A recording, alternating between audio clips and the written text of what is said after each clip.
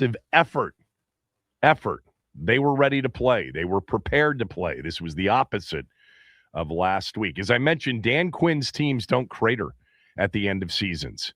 I've mentioned this a lot over the last, few weeks. And, when they hired him, Quinn as a head coach in his team's final 4 regular season games of each season, he was 20-4 before yesterday, 21-4 now, 21 wins, 4 losses in the final 4.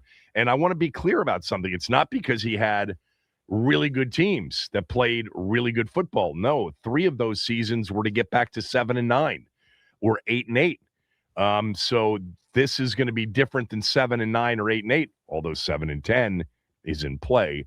I doubt it will happen. But 21-4 over the final 4 games of a regular season isn't flukish. It's a trend.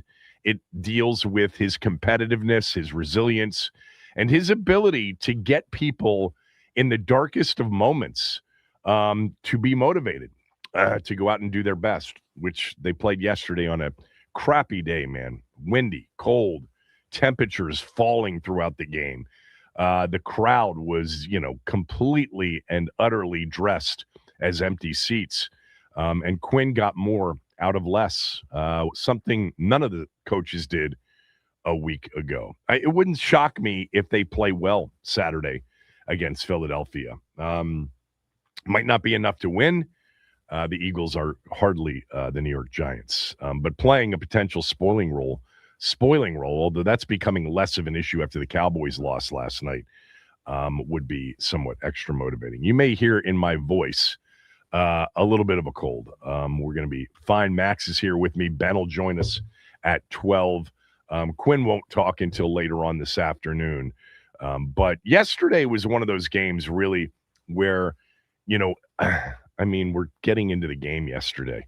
There's a bigger picture here, of course, but on this Monday following the first win in over 2 months, shouldn't we acknowledge that they played hard, they were prepared, they played well, they weren't perfect, far from it.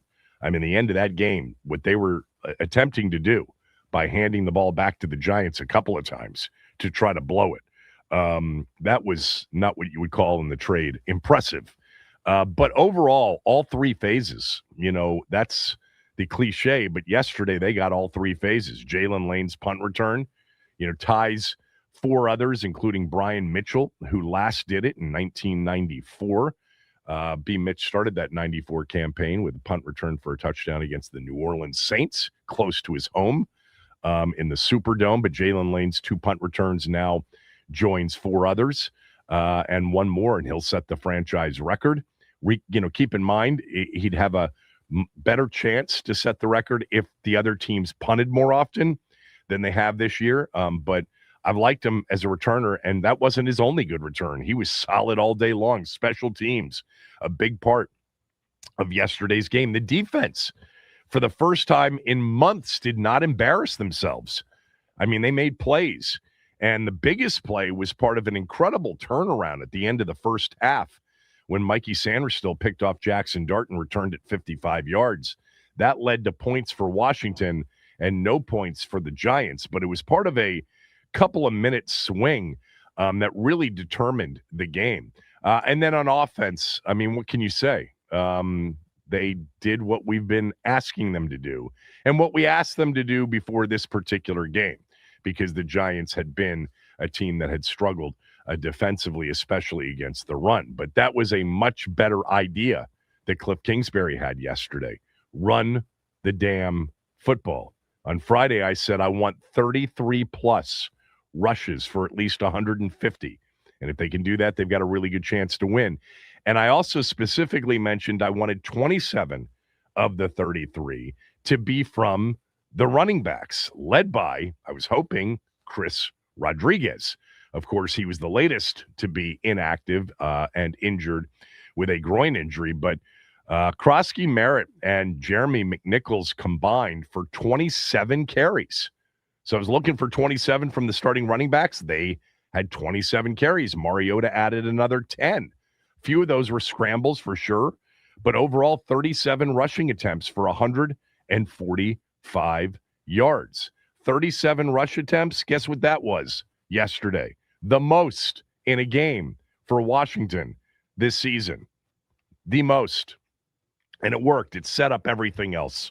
It made everything else really easy. Their play action game was on yesterday. Again, the reasons for it, the Giants had the 31st ranked rush defense in the league. And I would also just mention Cliff had permission yesterday to use the quarterback in the run game, something he didn't have last week. But man, Cliff did a bit of a reversal. You know, he felt it. You could tell the sting of last week, the play calling in particular at the goal line at the end of the first drive. I mean, Thursday's press conference was incredibly self-reflective, and, he got after himself, and he took a lot of the blame and a lot of the accountability. It seems like it's not that shocking. It's not like he would be resistant to that, but I have a feeling not only did last week really serve as a bit of a wake-up call for him, but I think the head coach wasn't all that pleased either. So yesterday was one of those days where all three phases contributed to the win. It wasn't a perfect game, far from it. How about the late game shenanigans with the two fumbles? I mean, are you kidding me? I mean, Marcus Mariota just dropped the football on the ground, and then McNichols had it stripped in the backfield. That would have been an all-time 2025 Skins loss. Although actually the game was competitive, so it wouldn't quite fit with a lot of the other losses. But you get the point. If they had blown that lead of 15 points with the football down the stretch. But look, Washington's not going to end up with the number one pick now. I think they're slotted at 8 or 9 right now. And one more win, and they'll likely be at 10 or lower if that's something you're interested in. Yesterday became just the first time since the 82 and 83 seasons that Washington went back-to-back seasons sweeping the Giants. So there is that, I guess. But, all right, I got a lot more. I got my game take coming up. I want you guys to participate. I actually need you to participate today at 301-230-0980. A miserable game. I don't know about you guys, but I was really dialed in on some of the incredible NFL games, meaningful NFL games in the 1 o'clock window, like Bills Patriots. What a comeback for Josh Allen. They were down 21-0 in the game. The Mahomes injury, my God, they were, had the ball down 3 late in that game.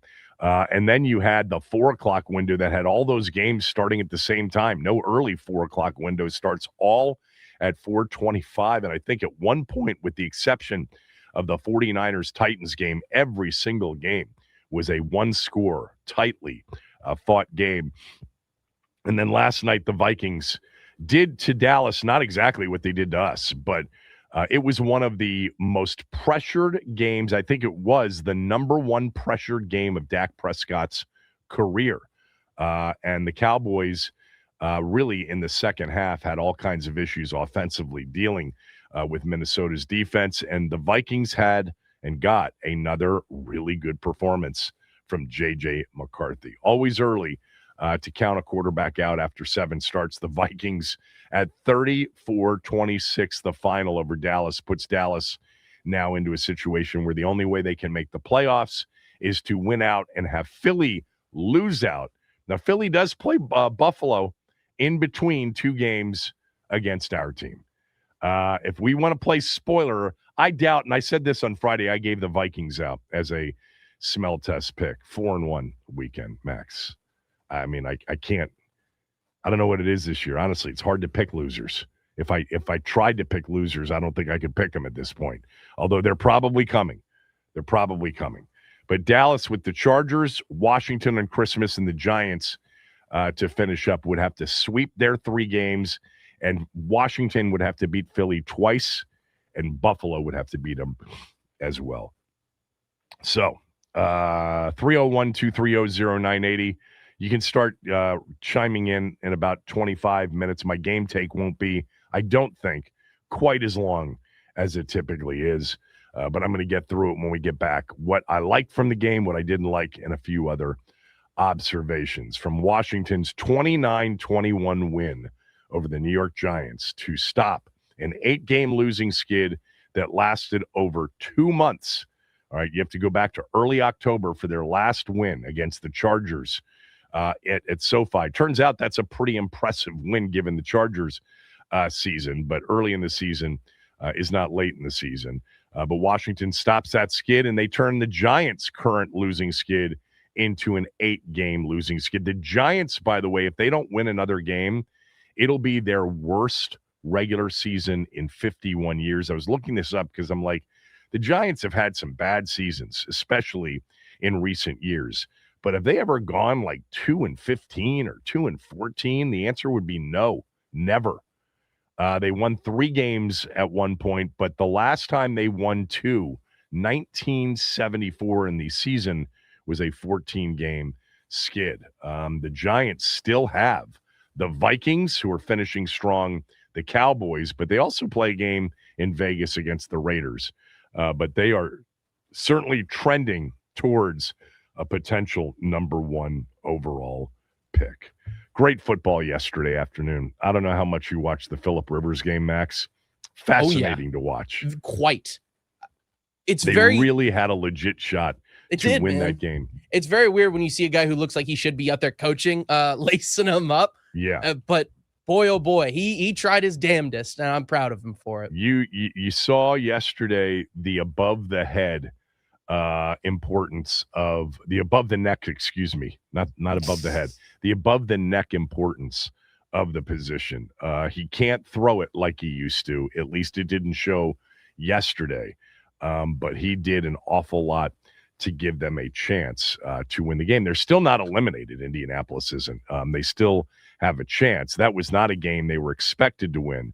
We'll go around the NFL, but they are far from out of it. They're 1 game behind Houston right now for that wild card, although Houston's still battling for the division. But Indy still has Jacksonville once and the Texans to finish up. I would assume Rivers is going to be their starting quarterback for the remainder of the year.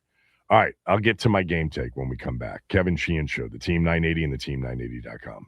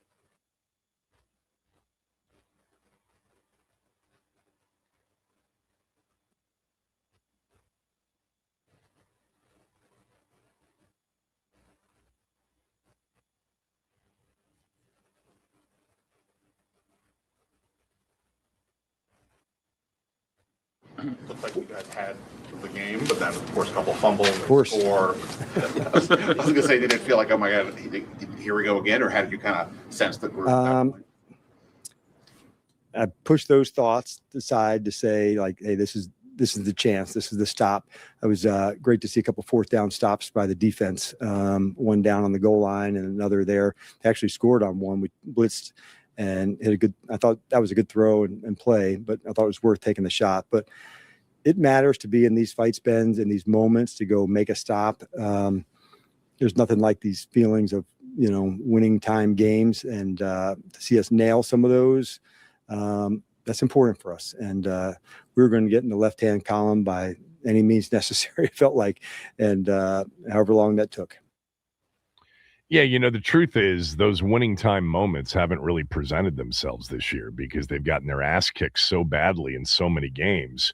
By the time you got to moments that might be considered winning time moments, the winning had already occurred for the other team. When you lose 5 games by 21 points or more, the idea that, here we go again in the 2 fumbles at the end, most of their losses were long over, like last week, like against the Lions, the Seahawks, the Chiefs, the Cowboys, to a certain extent, the Falcons, who had a 10-point lead, I think, late in that game. The Packers, that game was really never a super competitive game. They really had a ton of games that go basically against the NFL design, which is for every game to kind of come down to the last quarter, the last half quarter.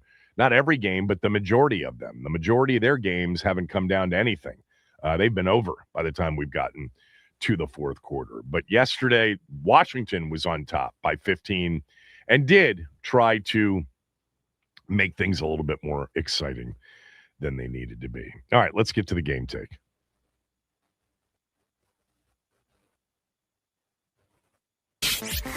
Kevin's Take, the good, the bad, and the ugly from yesterday's Washington Commanders game. Denver game, and then, of course, they played the Minnesota game. And I'm going to say it again today, and they play Philly on Saturday night. We'll see what happens. But I do think they have a real leader at the helm in Dan Quinn. I think this guy has, an absolute resilient, competitive, badass kind of overall mode of operation.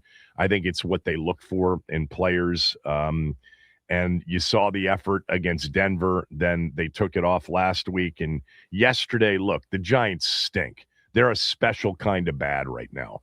We've been a special kind of bad. I mean, that was a game between 2 teams in week 15 with a combined 5 wins. But I do like Dan Quinn. I've said this a number of times. I believe in him as a leader. I think people out there have a high level of respect for him. We're learning about some of the X's and O's stuff as we go here in year 2. Everything they did last year seemed to work, and everything they've tried this year has seemingly not worked. But one thing hasn't changed, and that is that Quinn himself is not going to lose the team. It felt a little bit like that last week. It did. It felt a little bit odd after the Detroit game. If you watched Minnesota last night, Brian Schottenheimer said after the game, got totally bamboozled and outcoached by Brian Flores in the game. Dak Prescott faced the highest level of percentage of pressures he's ever faced in his career. The Vikings are good on defense and maybe good on offense with what J.J. McCarthy's put together in the last 2 games. But number one on the list of things that I liked from the game, the good, is, if you're not really opposed to them playing hard and playing their asses off and maybe winning a game or 2 down the stretch, you got, I think, the head coach to ensure that the best effort is put out there, especially after one that was borderline as unprofessional as the one was last week. Number 2 on this list, they ran the football. This was a given.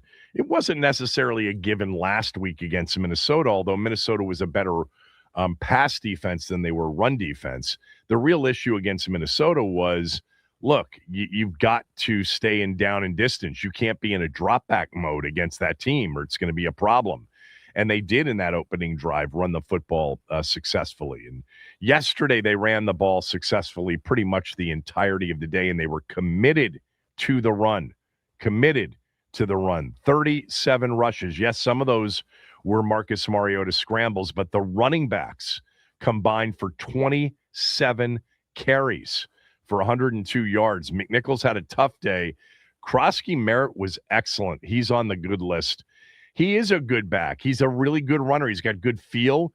He's got great spatial awareness. And yesterday, I thought he did a great job finishing runs and moving the pile. Had another fumble. That's been a bit of an issue with him.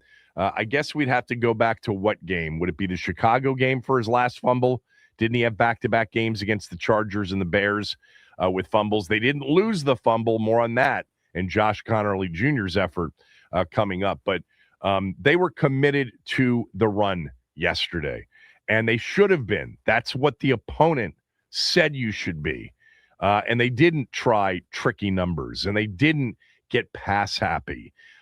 Instead, they stuck with the run, and they ran it for a season-high 37 rush attempts, 27 rush attempts by their running backs. Marcus Mariota, 10 for 43. About 6 of those were scrambles, and the other designed an option.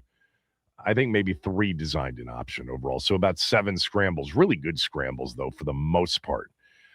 Committed to the run against a team like the Giants means you are going to get eventually extras in the box, and you could see the windows behind that box on play action after they got the run game going. People wide the blank open. And Mariota, for the most part, hitting them over and over again. Commitment to the run game, number 2 on the list. Number 3, how about just the number of big plays in the game? The 63-yard punt return by Jalen Lane, the 55-yard interception return. That's 10 points of their 29. The offense essentially had 19 points against that Giant team, but special teams was 7. The defense set up 3 at the end of the half. The offense did not have an opportunity to turn it into more than 3 because, of course, the half was winding down. But offensively, 51-yard touchdown pass to Terry.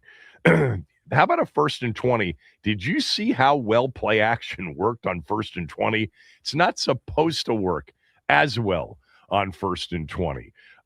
Big window, throwing window behind that for Terry, 51 yards. That was great to see. A 36-yarder on play action to Ben Sinnott, the biggest play of his career. How about a 19-yarder to Bates on play action? How about the multiple double-digit runs by Krosky Merritt, including a 16-yarder in the game? So big plays a part of the story in yesterday's win. 3rd down defense, 2 for 12. Now, penalties, some of it, but for the most part, Washington had a day defensively against a bad team, albeit, but they had a day in which they had good things happen defensively, and they produced some of those good things. The Giants were 2 for 12 on 3rd down in the game, and they got a couple of big 4th down stops as well. Look, there were some good defensive performances. Antonio Hamilton Jr. or Sr., whatever it is, number 34. We've seen him before out of necessity. They played him a lot yesterday. I've not seen the snap counts. I do have him now. I'm going to assume he played a lot of the game. With Jonathan Jones out, because he was ruled out before the game. Yeah, 82% of the snaps for Antonio Hamilton, who played, I thought, well. There were others who played well. I'm going to get to the Von Miller defensive series in a moment, but Von Miller played well.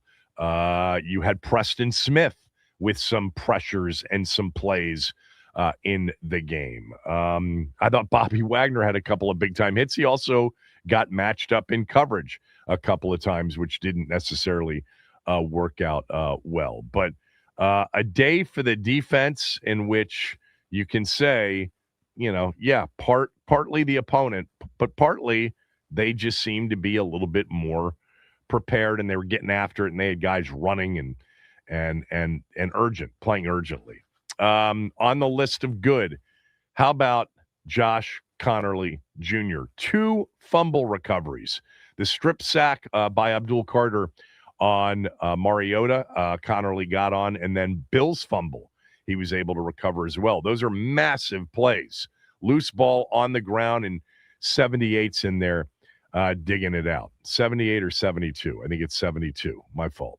72 is in there digging it out. Good job by the rookie to come up with 2 big plays for them. And it was, without question, a day in which the ball was kind of bouncing around on the carpet. Washington ended up in the game with 4 overall fumbles, losing 2 of them. But that ball was on the ground a bunch. That will probably be a part of the other list when we get to it, the bad list. What else is on my good list? The Giants helped out, right? Drop passes galore, two missed field goals. You're not going to win a game against a team that is somewhat comparable to yours without some self-destruction. And I would say add up the mistakes, and they had probably 1 or 2 more. 2 missed field goals alone kept that from being a much closer game. And they had a couple of big-time drops for sure.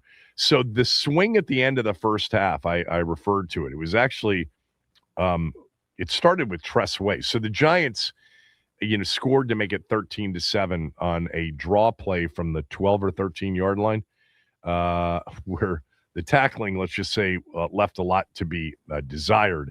But they scored. It was a long drive, and Tyrone Tracy scores from 12 yards out. It's 13-7. And the game is, feeling a little bit more like it's going to turn. And they stop Washington in 3 plays. There's a holding penalty on Debo, which I thought was questionable. And then Washington's forced to punt. And they're punting deep in their own territory. I mean, Tressway's standing at his own 3, 4, 5-yard line with 1:54 to go. And he booms a 55-yard punt. And Jeremy Reeves is down there for a 3-yard loss on the return. How about net 58 yards on a punt? That is flipping the field with special teams. So the Giants, instead of maybe thinking, hey, it's windy, maybe we can take over at our own 40, 45-yard line, down 13-7, maybe get the lead or cut it to 13-10 at half. Instead, they start from their own 25, and that began the Von Miller drive. Von Miller with a big sack on Jackson Dart. Great inside move on the right tackle. And then he draws on that same right tackle, Illuminor, I think is his name, a false start. And all of a sudden, the Giants are at 3rd and 18, and Washington starting to use their timeouts. And Washington then sends Jalen Lane back for a punt, and he returns it for a touchdown, 63 yards. You go from 3 and out, negative yardage, up 13-7. Giants are going to get good field position to a 58-yard net punt, followed by a Von Miller dominant series, followed by a 63-yard punt return. It's 19-7 when it looked like it could be 14-13 them or 13-10 at the break. And it wasn't over. From there, Jake Moody, who misses the extra point, kicks it out of bounds. Tough stretch for our new kicker. And the Giants take over at their own 40, but Jackson Dart threw a terrible ball, and Sanders still made him pay for it. Picked it off, and then the run back started 55 yards into field goal range, and Jake Moody boots one on the final play of the first half. That's what you call a turnaround sequence. Flip field position, started it, and then big plays, a punt return and an interception return, and Washington, and a sack and a false start drawn. And Washington was up 22-7 at halftime when it very easily could have been 13-10 or maybe even down 14-13 at halftime. So that sequence is on the good list. What else do I have here? Marcus Mariota. I'm putting him on this list. I know there were a couple of bad plays. There was the strip sack fumble. There was the inexplicable just kind of handing the ball and dropping the ball on the ground. It's one of the things he's had issues with, the untimely or ill-timed penalty, ill-timed turnover. And the head-scratching turnover. We've seen a bunch of them this year. Saw it in overtime against Miami. Saw it, even last week, and I don't think it's fair to judge him last week, Saw it against the Dallas, in Dallas in the game they lost when he came in. And you saw, last night, they're up 29-14, and he just puts the ball right on the ground. Giants go down to score. All of a sudden, it's 29-21. But I thought Marcus Mariota was solid again. It started with, number one, the run game, which he was a part of, being super effective. And then you had these incredible play action opportunities in which really and truly he wasn't really sniffed, and there were big windows to throw to. He threw accurately, missed a couple, but threw accurately for the most part. And I thought his best attribute yesterday was he made really good and subtle movements in the pocket to create more time with eyes down the field, and he made some big throws. He only completed 10 passes in the game. 10. But those 10 passes, 211 yards. So not a bad day. Big plays, including that turned out to be kind of the clinching play to Terry, even though it got a little dicey at the end. But I thought Marcus Mariota was a solid B+, A- in the game. I bet you that the advanced PFFs of the world will probably grade him lower. I was looking at his QBR. It was not a good QBR yesterday at 32.3. But I think if you're watching that game in the context of the game, Marcus Mariota did, once again, everything you need him to do against, albeit a terrible opponent for sure. But I loved the way he subtly created more time and made plays off schedule. And he is a good runner. He's an excellent runner. Scrambler designed. I thought he pulled one that he shouldn't have pulled. I think he gave the ball on one that he should have pulled on a read option to McNichols on their second drive. But he had a 3rd and 20 scramble on the opening drive that got them into field goal range. That's a big time play to not give up field goal range there. He did give up the field goal range on the strip sack by Abdul Carter that Connerly Jr. recovered. He had a really good throws to, Bates on the play action, to Sinnott on the play action, and of course the throw to Terry was great. There was a play on their 5th drive of the first half. It was a 1st and 20 screen call. The screen's going to get blown up, and he doesn't throw it or dirt it. He actually turns what could have been a 6-yard loss into a 3-yard gain. I'd give him a solid B+, A-. I mean, I thought he was good. Again, good scrambles, good, really good extra second play kind of extension execution.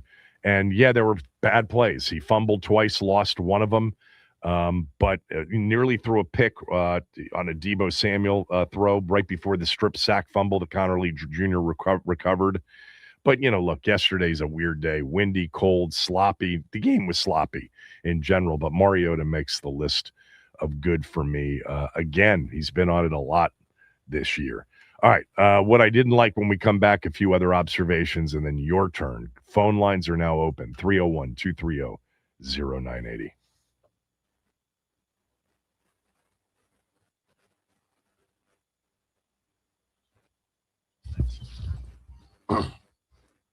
All right, happy Monday, everybody. We start off with the Washington Commanders. They snap their 8-game losing streak with a win over the struggling New York Giants by the score of 29-21.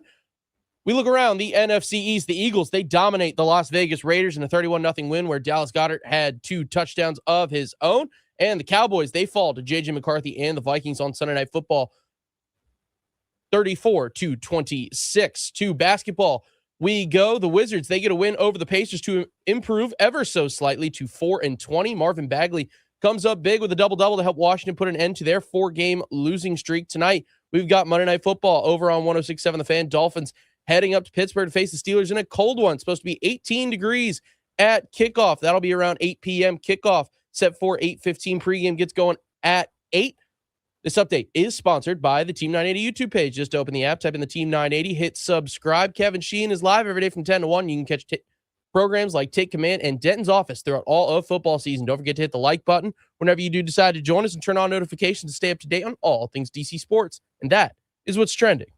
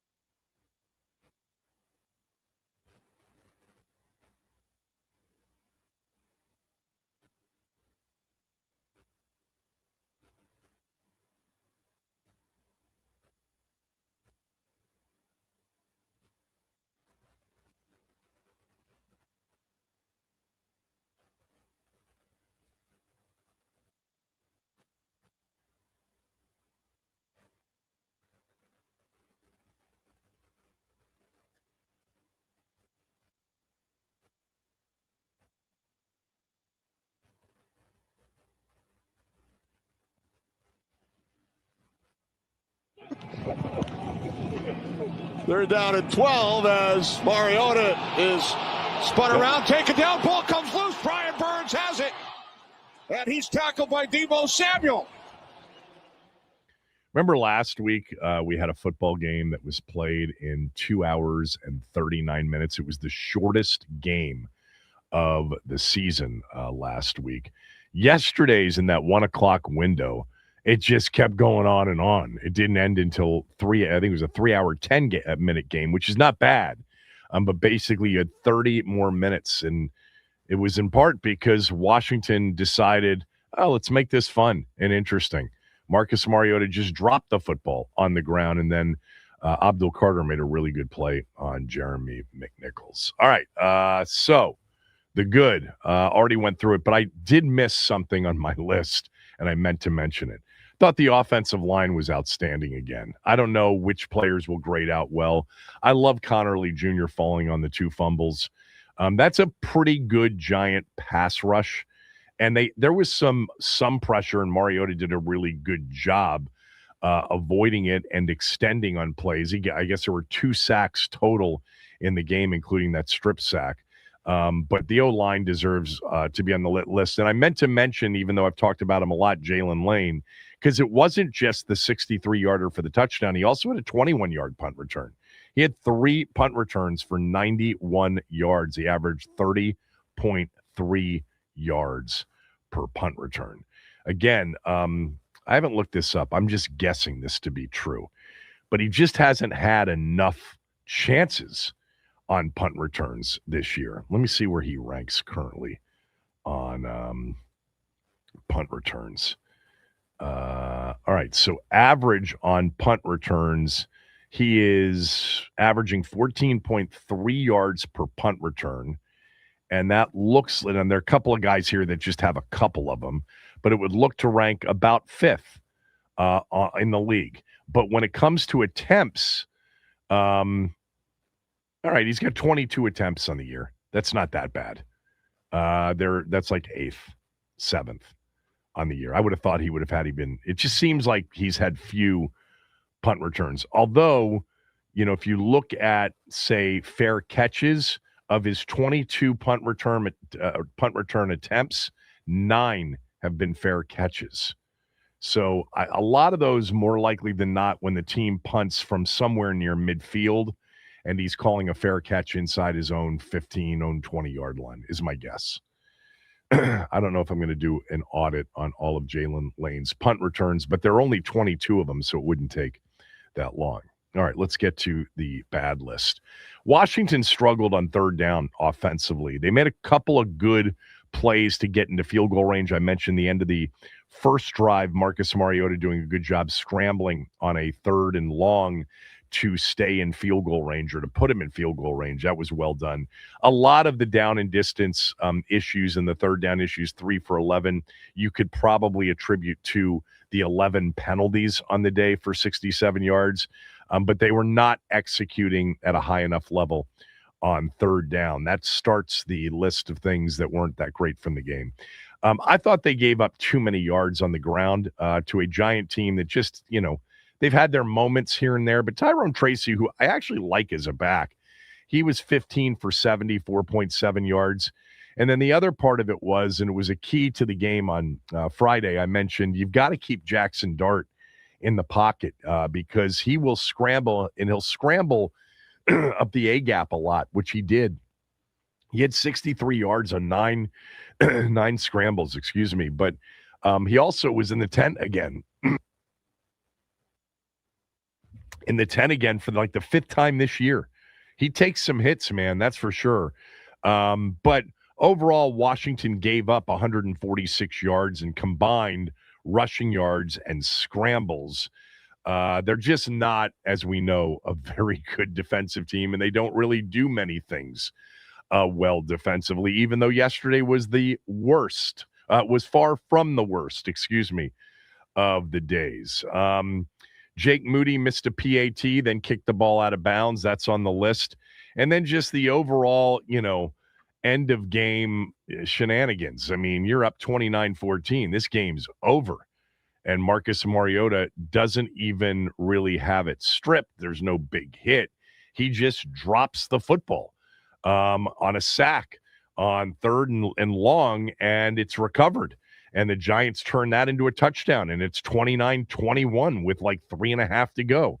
And then on their next possession, Jeremy McNichols gets hit on a 1st and 10 with 2:42 to go. I mean, they're now in position after the Giants had called their third and final timeout.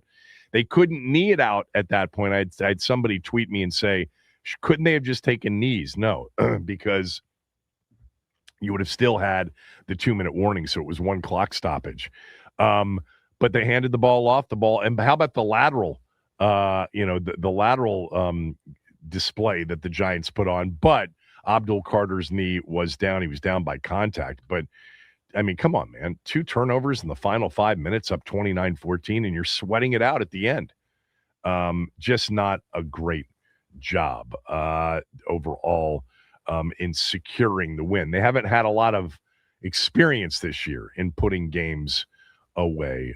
That is for sure. And in this one, they were able to hang on at the end. God, man, we're used to these December games, dismal crowds, dismal weather, combined win totals of just, like going into the game 5, 2 teams playing out the string more than playing to win. I didn't think the Giants laid down by any stretch of the imagination. I thought Abdul Carter and some of their defensive players made some really good plays in the game. I think they had like 7 TFLs in the game, and Abdul Carter had 3 or 4 of them. He is a talent. If you've not been following his rookie season, he's a talent who also doesn't participate as much as he should in some of the things he should be participating in, like practice and being on time for practice. But Carter is an absolute talent. I'll tell you who's really, I think, developed into a good corner is this number 22, Drew Phillips. 3rd round pick from Kentucky a couple of years ago in 24, I think. He made a great defense on Terry on a deep ball when Marcus took a shot. The Giants, unlike our roster, they actually have some talent, man. They've got some defensive talent. There's no doubt about that. The issue with them, of course, will be, did they get it right with Jackson Dart? If they did, with Malik Neighbors coming back next year, I think you could see a Giant team that we talk about in the same way we talked about them this year, which is they've got a lot of talent. And do they have a quarterback? Who will their head coach be? Who will their offensive coordinator be? It's going to be a sought-after job. The Giant job is going to be a very sought-after job because of the talent and the belief that maybe they've got the quarterback. The Giants' hideous season this year has been much more exciting than our hideous season. It certainly has had its fair share of injuries, the biggest being arguably their best player. Not having Malik Neighbors all year hurt a lot. And that's why they've lost a lot of games, but they were competitive. They had 4th quarter leads in 5 different games that they did not win, starting in week 2 against the Cowboys. And then it continued with the big lead that they had in Denver, a lead they had against Chicago, Green Bay, Detroit. The Giants are an interesting, roster, but they just haven't gotten anything right in a while. That's for sure. Jackson Dart, I'm mixed on him. Was not the biggest fan of him coming out. Thought he was very much a Lane Kiffin system creation. Love his, the way he battles. But, man, he takes a lot of unnecessary hits, and he's been in the tent 5 times this year. 5. All right. A few other observations, and then your calls.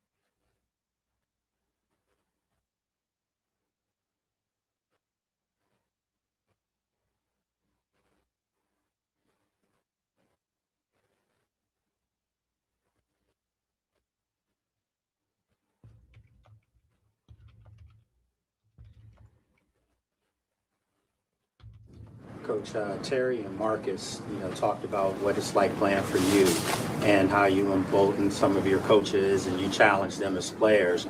What does it feel like for you to see them come in a game like this where, the outside world could say it's not a lot to play for, but they still battled and came out with the win? After the game, I had told them what was on my heart was this is a challenge that we've been in a long time and long as I can remember. But if you were about to do something really hard, these are the type of guys I'd want to pick to do it with. It sucks that we're going through that, but the last 2 months have been extremely challenging. Like at the start of the season, we were 3-2. We kind of think about it in like quarters, like this game. And then so to drop 8, a couple gut punches,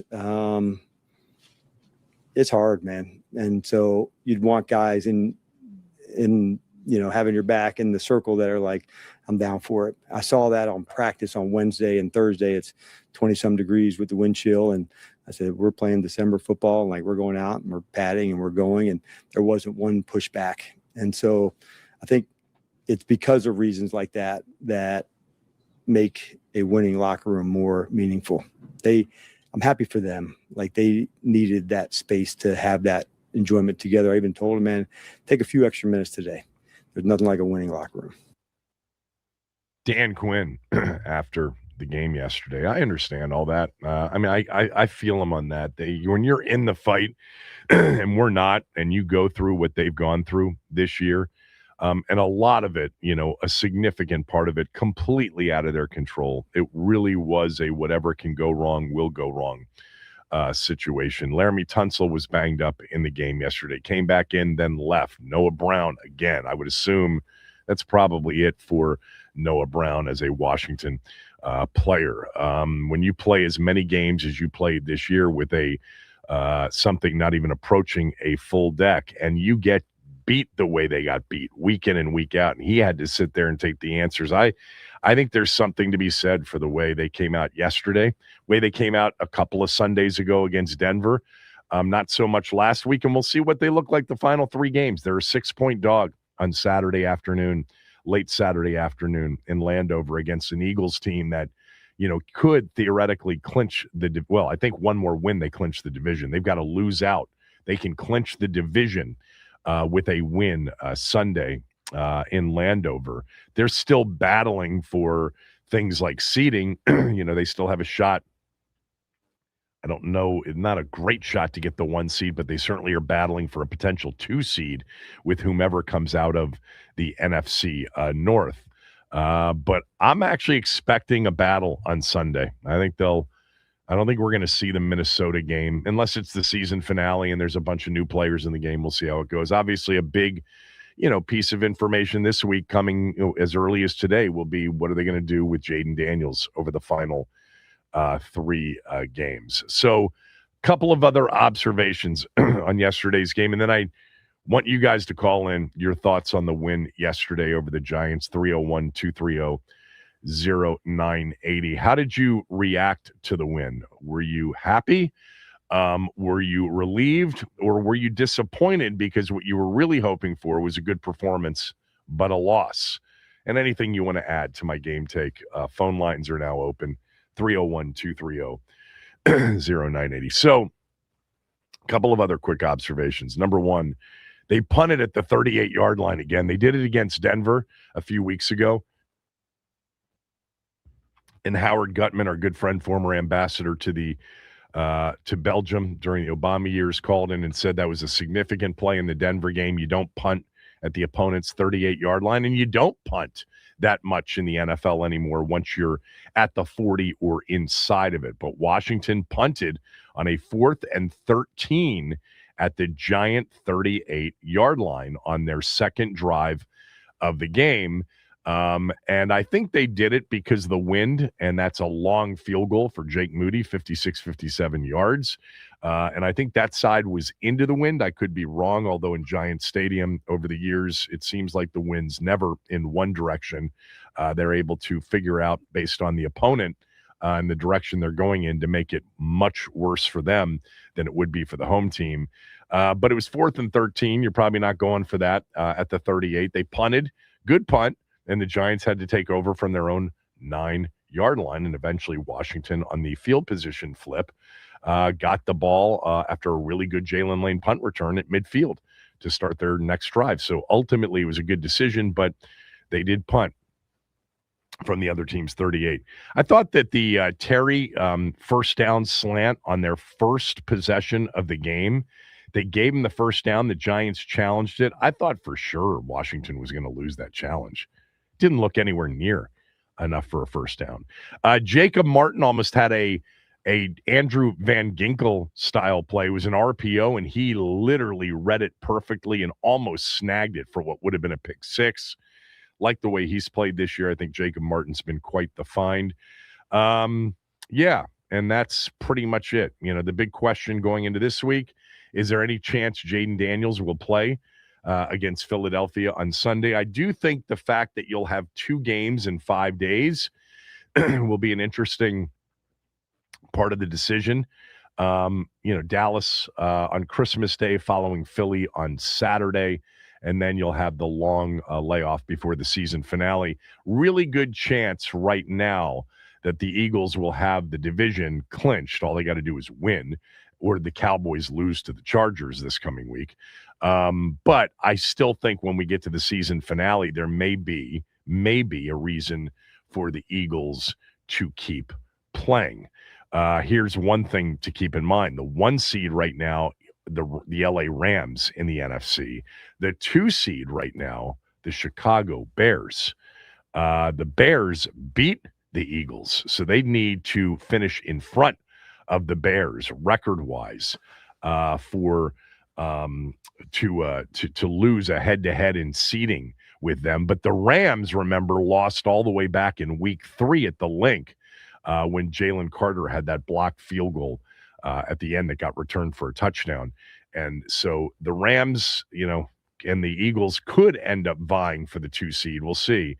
I'm sure the Eagles are looking at, we got 2 more wins left against Washington to get us to 11.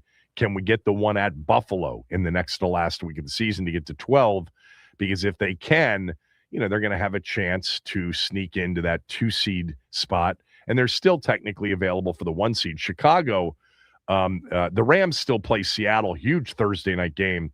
But then they finish with the Falcons and the Cardinals. Meantime, Chicago, Packers, 49ers, Lions to finish. All right, 301-230-0980. Your chance. Let's start with Joe in Springfield. Joe, go ahead. Hey, what's up, Kevin? How you doing? I'm good, Joe. So I'm going to go through some likes first and I didn't like, but likes, the running game. And Cliff Kingsbury, a complete 180 from last week when we were questioning, what are you doing by getting rid of the running game early in the game? You stuck with it. I mean, you even had Marcus Mariota to run in a couple of times too. Bill Merritt had a good game as well. Now the fumbling is something I'm concerned about, but we'll fix on that. Hopefully, like when he comes next season. Terry McLaurin, Kevin, there's been a lot of what ifs about this season, about the injuries. And when Terry caught that long pass and faked out the Giant defenders, you're like, man, what if he wasn't injured? I mean, it'd be lovely to see that all season. Oh, I mean, having Jaden and Terry for all of the 14 games, if you had that, we'd be sitting here with a slightly different record. I mean, would it be 10-4? Absolutely. No.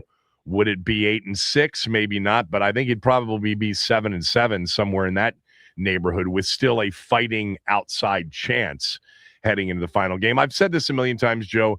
One of the things that became clear, injuries or not, this was going to be another struggle defensively with this team. And then, but not having your 2 best players on offense, arguably the 2 best players on your team for the majority of games, of course it hurt. And we've seen Terry, every chance he's gotten and played healthy, he's made some plays. No doubt. That's what he does. You still don't target him enough. I still don't understand when you have what you have. Now, yesterday was play action, go to where the read takes you, and people were wide open off the play action stuff yesterday. But what did he have yesterday? 3 catches, 69 yards, 4 targets. 69 yards. Yeah, 4 targets. Yeah. So, all right. What else you got, Joe? What I didn't like is we had some more injuries, and one is very concerning because, Kevin, I would agree with you that one of the biggest acquisitions we got was that trade for Laramie Tunsil. I mean, what if he's not able to go the rest of the season? Because hopefully he's good enough to go, but if that shoulder injury is a problem, because he's been basically our best offensive weapon on the offensive line. That's for sure. I mean, he's been a big acquisition and good. I mean, Josh Conley had a good comeback as well. I mean, I understand that, the penalties were frustrating with him, but he recovered that. Who knows what happens these final 3 games, Kevin? But Laramie Tunsil, that is a big concern for me with that shoulder injury, but we'll see what happens. Yeah, no, I mean, I suggested last week, if you're going to sit Jaden, let's make sure Terry and Tunsil don't get hurt in these final 4 games either. Tunsil is an absolute must. He's got, I think, one of the highest pro football focus grades for a left tackle in the game. He's played at an elite level this year. I don't see any reason to play him the rest of the way. Especially if you're going to sit your starting quarterback. Do not see any reason, do not want him being injured. Same with Terry. At this point, and I know Quinn said something about this being a division tournament. He's coming up with creative ways to keep him in it. 4 division games to end the season, survive in advance. They won yesterday, so can they beat the Eagles to survive? By the way, if they don't beat the Eagles, they're still going to play the Cowboys on Christmas Day. But I love what Quinn's, trying to do to keep the guys into it, to keep them focused on it. But, you don't want, as I understand the concern over Jaden Daniels. Totally understand the concern over Jaden Daniels, especially now with 3 games left. But Jaden needs more reps. He's a second-year player. Tunsil and Terry do not. So if he's not going to go out, Jaden, I don't think there's a real reason to play your next 2 best players. Wouldn't you put them in that order in terms of your talents on the team? Jaden, Tunsil, Terry. You don't want anything to happen where they're somehow sidelined for an off season. Let's go to Mark in Largo. Mark, go ahead. Hey, I was pretty happy about everything yesterday. I mean, I think that as far as the good is concerned, they did stick to the run and everything else was great.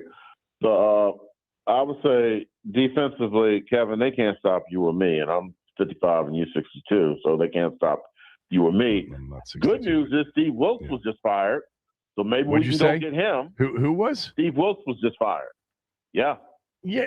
What do you make Steve of Wilkes that? was just fired. What do you make of that? He gets fired everywhere he goes. Why is that? Well, I agree. I mean, I don't know. I don't think he should have got fired in San Francisco. Me personally, I think that was the best defense they had in 23. Period. Mm-hmm. That was the best defense they had in 23. I didn't like it. Better than the solid defense. Better than the solid defenses. About the same. Yeah. About the same, probably. I mean, we'll see. But wouldn't you rather have him as a D coordinator next year? I've always thought he was a good defensive coordinator, but here's what I also do. I read the room better than you do.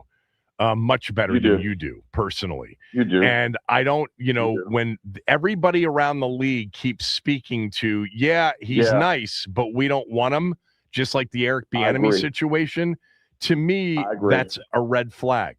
So I don't know why he keeps losing these jobs, and in some cases after doing impressive work. But there's something there that we don't know. But, that's for Adam Peters and Dan Quinn to figure out. Let me ask you this. Yeah. Do you think, as Squires is kept, that, and this is what I think was the real issue between Terry and management, that if you're Adam Peters, you may have to give Terry more years, not more money, but more years of a guaranteed deal. Because remember, you only asked 26 as a guaranteed money, right. And after that, that's it. Yeah. So, I mean, do you want to give him more years so he can stay on? The contract they have is perfect for him. It's an on-the-come deal after next year. If he plays well next year, and by the way, in many ways, even though he was barely here this year, he proved his worth, although he also proved that when you get to a certain age, you become more injury-prone, which was precisely one of the pushbacks they had to, an elite-level wide receiver deal at 30 years old. But no, I mean, the contract that he has, he's under contract. Okay, and that's fine. Yeah. And that's fine. That's fine, Kevin. So what is the alternate plan? Are you going after Jordan Addison? Are you going after Brian Thomas? Are you going? How after many games Justin has Jordan Addison been suspended for? Okay, are you going after Brian Thomas?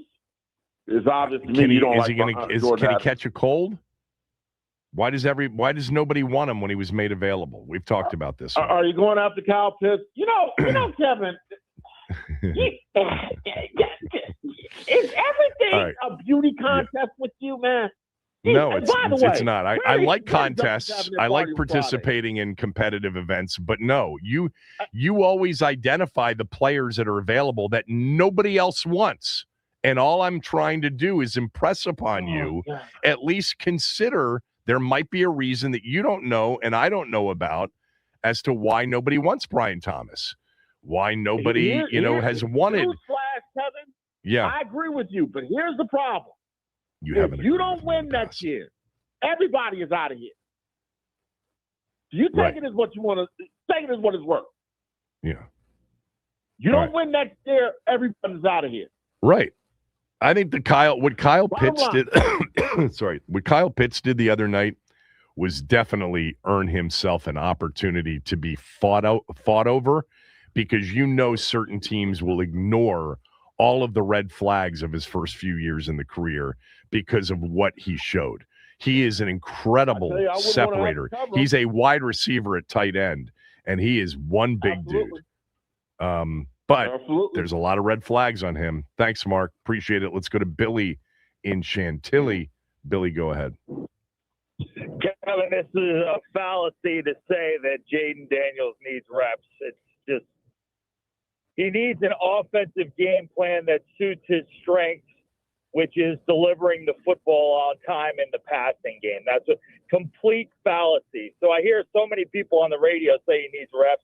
He does not need reps. Okay. What else you got?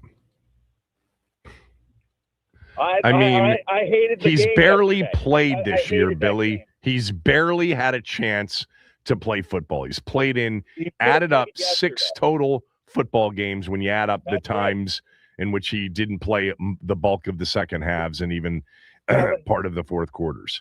So you and I want to see him play. We thought that's what I wanted. He should have been playing yesterday. He should have absolutely been playing yesterday. Okay, what's the reason you want to see him play? Pardon me? What's the reason? You say you don't need to see him play because you don't think he needs reps. Why do you want to see him play? Because he's their starting quarterback. Right. Fair enough. That's what you do with the starting quarterback. Right. The starting quarterback starts the game. The second part of that is this idea that we must have Mariota next year is just another fallacy. It doesn't make any sense because you have an offensive coordinator who made a statement that said he is got 2 starters. He said he has 2 starters. And I believe this Cliff thought he had 2 starters. He put Jaden at risk in games with this stupid run-pass option. Uh-huh. Well, that was, we've gone over the Seattle game many times. I think, I think the quarterback situation is actually a really good one. And it doesn't need to be downplayed and it doesn't need to be exaggerated on the flip side. We've got an outstanding talent, an elite level talent as our starter.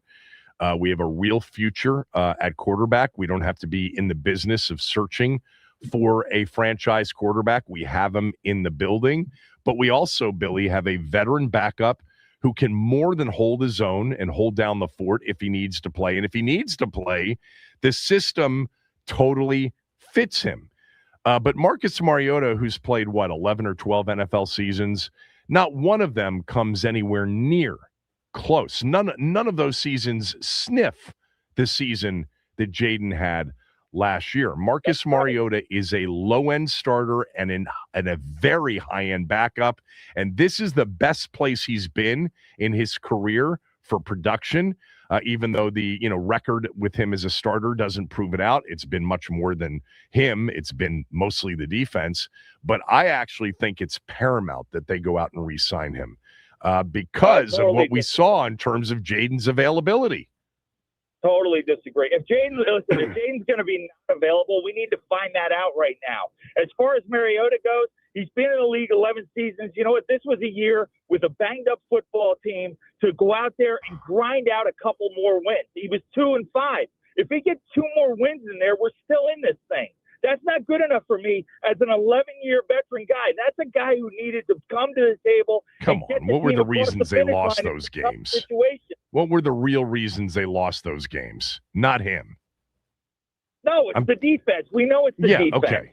Yeah. It's also the fact that Adam Peters has no Rolodex of players or agents that he can dig up and find some talent where there's 1,000 players that don't make rosters every year and know what he picked. One, Martin. Martin is the only guy that's contributed. As far as all the other guys Peters has brought to the table this year to replace injured players, he's failed. And now he's got $80 million in cap space. And what I've seen is the best quarterback, young quarterback in the league, because the quarterback in the league is weak right now.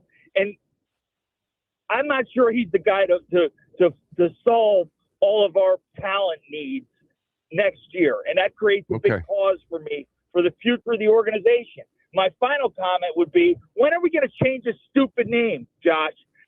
We're going into year 4. Either change the stupid name or tell us we're keeping the stupid name, and we'll deal with that. All right. Thanks, Billy. Thanks, Billy. I got to go.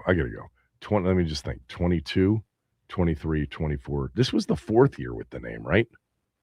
Aren't we going to be going into year 5 with the name, Commanders? 22 was the first year with this name. 23 was the second year. Am I right about that or wrong? I'm losing track now. For some reason, I think the Sam Howell year was the first Commanders season. But it was 22 that they unveiled all the new stuff. Okay, no, yeah, I'm wrong. So, yeah, then it is 22. Yeah, 22. So this was the 4th season. Next year, we'll be going into the 5th season. Look, if this season had happened last season, I think we'd be in the midst of a change. Let's go to Tom in Hyattsville. Tom, go ahead. Hey, Kevin, how you doing? Good, Tom. My second time. Good. It's my second time calling in. Well, I think Cliff had a little bit better game. What was concerning to me was I think we should have put the game away a lot earlier in the 3rd or maybe late 3rd, early 4th quarter.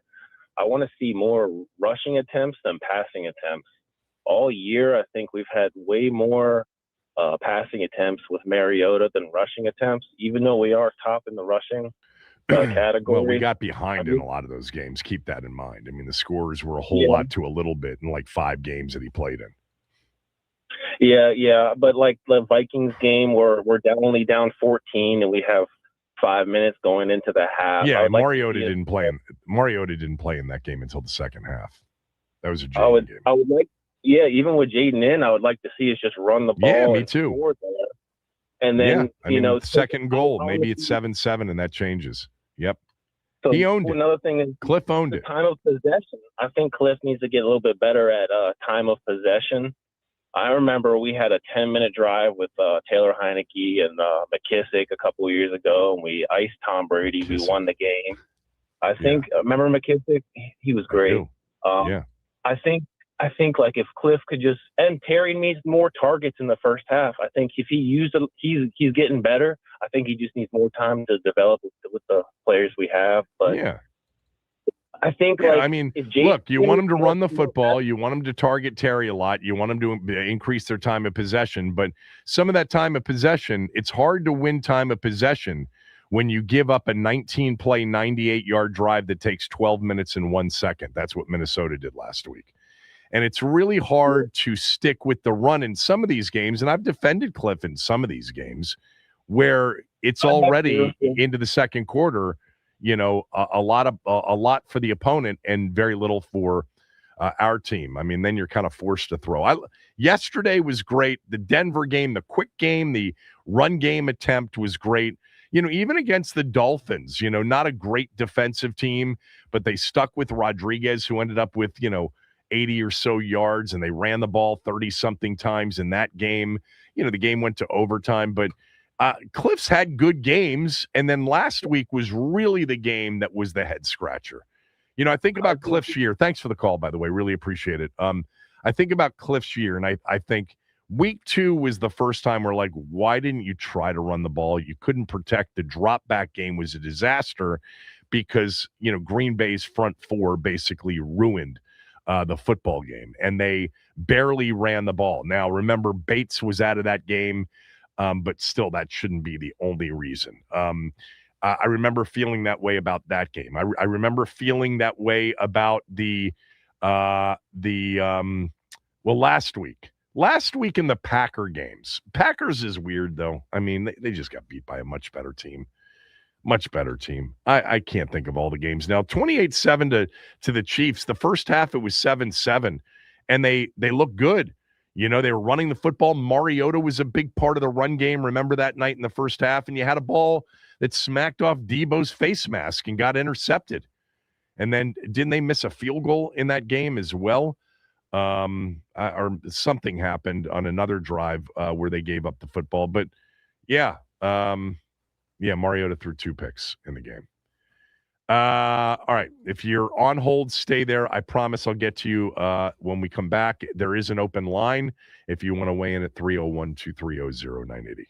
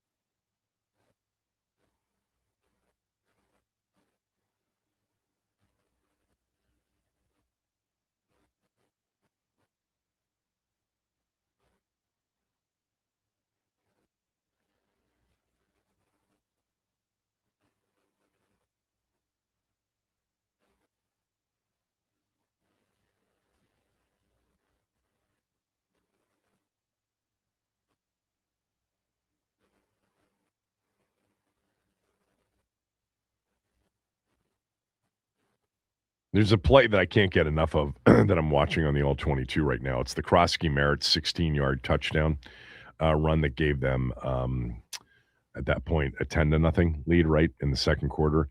I think it's an RPO. I can't be exactly sure, but what a cut by Krosky-Merritt. And the blocking all day, this offensive line did a tremendous job. And they did a tremendous job downfield. You know, Terry's always been a willing blocker. Debo, for sure, is a willing blocker. And it looks like 13, Trey Burks, is a willing blocker as well. There were some good plays in the game, albeit against a bad team, understood, and a struggling bad team. But they look good at times. Let's go to Bobby in North Carolina. He's been on hold. Bobby, what's up? Hey, Kevin. This has been, I phrase this season a season of hell. So I'm gonna bring good tidings today on my call to you. I beat them up enough, just disappointed. But a few things that stood out yesterday that kind of been standing out the whole year to me. The kick coverage for our team has been excellent all year, Kevin. I'm telling you, it's been phenomenal what those guys have done day in and day out. They've been one of the best I've seen all year. Mariota, Kevin, I love when he moves around in the pocket because he's always got his eyes down the field. He's wanting to throw. And he's excellent at that, man. I'm telling you, man, I love to watch him. You know, he does not run until he has to run. Is the point I'm trying to make with you. His read option, the way he runs that, Kevin, he knows when to put it in the belly of a running back or to keep it, man. He's good at that. He's excellent. And that's why he won a Heisman being that, you know? More than anything, that's why he won the Heisman. And maybe if he could show Jaden how to do some stuff like that, Jaden won't run the ball as much as he has been running, so therefore maybe it won't get dinged every now and then. So, and all that being said about Marcus Mariota did run it 10 times yesterday. You know, he scrambles a lot too, and Jaden made a lot of plays, you know, after the opener last year with eyes down the field once he left the pocket. Well, ton of them. He did. But Kevin, they've got to take the point I'm trying to make there is that they're bubble wrapping 5. That's not his deal. You need to let him run this Cliff's offense the way he's supposed to run it, just like Marcus has been running. This is a good offense that we have. It's proven time and time again when he has people out there that can catch the ball. Our running game has been great. And another thing I want to mention, Bill ran the ball really hard yesterday. It's just really a shame when he makes it to that second or third level, his feet get tied up too many times and he almost tackles himself because I thought I kept thinking the whole day he was going to break a big one, and he had a chance to get in that game. It looked like his feet, when he got that third level, his feet got tangled up again. But I thought he would have made a house call there. And then last but not least, I thought 34 Hamilton was excellent all day. He flashed the entire day yesterday. So that's my positives. I'm tired of beating them down. You know, we all know, people with good common sense knows what's happened to this team. The injuries have derailed us from day one, and then the starting quarterback not playing but 5 games. Those are the 2 facts, and our defense being terrible. Those are the 3 things that have derailed this team this year. So I'm optimistic about 26 this offseason. Find us a good defensive coordinator. Hopefully the injury bug, we got enough of that this year to last us for 3 or 4 years, and we can see what the potential of this team is, man. But anyway, I know you feel bad, bud. No, I'm good. I'm good. The Krosky-Merritt thing, I think every chance he's gotten, he's, with the exception of 3 or 4 fumbles now in the season, and he didn't lose the fumble. Thank you to Josh Connerly Jr. yesterday. But I think you definitely see a guy that can really run with great vision and decisive, you know, cutting ability. What we haven't seen is once he gets to that next level and then the third level, making a safety or a linebacker miss and turning it into a house call. We haven't seen that yet from him. So I'm not about to say that Krosky-Merritt's on his way to being, you know, a dominant back, but I think he runs hard and runs well. I think the running back position in general is good. It's not elite. It's not, you know, game-changing, but they've got in, you know, certainly in Chris Rodriguez and in Krosky-Merritt, 2 decent options. Although they started McNichols, they obviously trust McNichols more And then McNichols is a third down. I mean, he made another really good, took a swing pass, tightrope the sideline for 16 yards yesterday. Seems like he does it all the time. Let's go to DC in Calvert County. DC, go ahead. Great day, Kevin. How are you, brother? Hey, what's up, DC? How are you, man? I'm well. I'm definitely very satisfied with Cliff's play calling yesterday. I hope he takes a snippet or watches it over and continue to call games that way, because I think that's the first time all year we've ran the ball like 5 straight times. But I also have an analogy, because you're a basketball guy and a basketball coach. The point guard is our quarterback, and the O-line is like a big man. And you know, if your big man is not into the game, you're going to try to give him the ball. Right. Go ahead. Oh, and you want to get him the ball in a place for him to make a couple layups or something, and then he can get into the flow of the game the right way. And I look at our linemen, when you run the ball, they start building confidence. And if I'm pushing somebody back 5 yards, 3 yards on the first few plays of the game, now we run a pass set, I'm confident I can block this guy. So I just see like how that meshes, just like on the basketball court. You get your big man the ball in a good space for him to score, and then he's in the flow of the game. He's setting the screens and doing everything else he needs. And I don't see why Cliff doesn't see that, even though, you know, he feels like his plays are so good. I think that really showed up yesterday. Yeah, look, he talked about how he's had to adjust and call games differently and not be as wide open this year because of the players that he has not had on the field. I thought that the disconnect last week was him saying what a running team we've become, and we've focused on the run game. And even though the numbers bear it out, you know, the eye test doesn't bear it out. It did yesterday, though. That was the most rush attempts they've had all season long. And I think the most rush attempts from the running back position at 27. So, look, the opponent had something to do with that. They were the 31st ranked rush defense in the league. Last week, you know, as he said, called some bad plays, didn't feel the game, had something to do with it. And probably the weather had something to do with it. It was windy, it was cold. But they did, you know, based on the opponent, they did what they should have done, and it opened up everything else. Thanks, DC. Yes, Let's go to Alex in Lorton. Alex, go ahead. Hello, Kevin. Thank you for taking my call. Sure. It was definitely like a great feeling to see the team finally winning. But I did not like the lack of time for the young players. Jordan McGee was named a captain, and we barely saw him on the field. I think there's like this clear disconnection between the coach and the GM, which I think next year might even happen with a clash and DQ getting fired. AP is known for basically like finding players in later rounds like Hapanga, Brock Purdy, and all of these. But DQ is so like he relies on the vets so much, and well, Antonio Hamilton played in 82% of the snaps yesterday. Yeah, but he's 32 years old. Fair enough. That's fair. But in terms of a player without, and remember, McGee plays a lot on teams. I'm not saying that I didn't want to see Jordan McGee out on the field more. I tend to agree with you. But I think once they got into a game where they felt like they could win the game and snap the losing skid, they went with what they were comfortable with, which is, by the way, not pulling Bobby Wagner off the field ever. I mean, ever. Yeah. Yeah, I don't know. And I personally, I don't agree with that. And I think that has punished the team because since week 2 against the Packers, Bobby Wagner has been horrible in coverage. And even the numbers say that. Like our linebacker room is like the worst in the coverage. Packers took advantage of it. Falcons with Bijan. Right. Every team, every RB has taken advantage of that. And we saw with Ben Sennett, like, I don't understand why he didn't get many chances. The moment he gets chances, he makes plays. Yeah.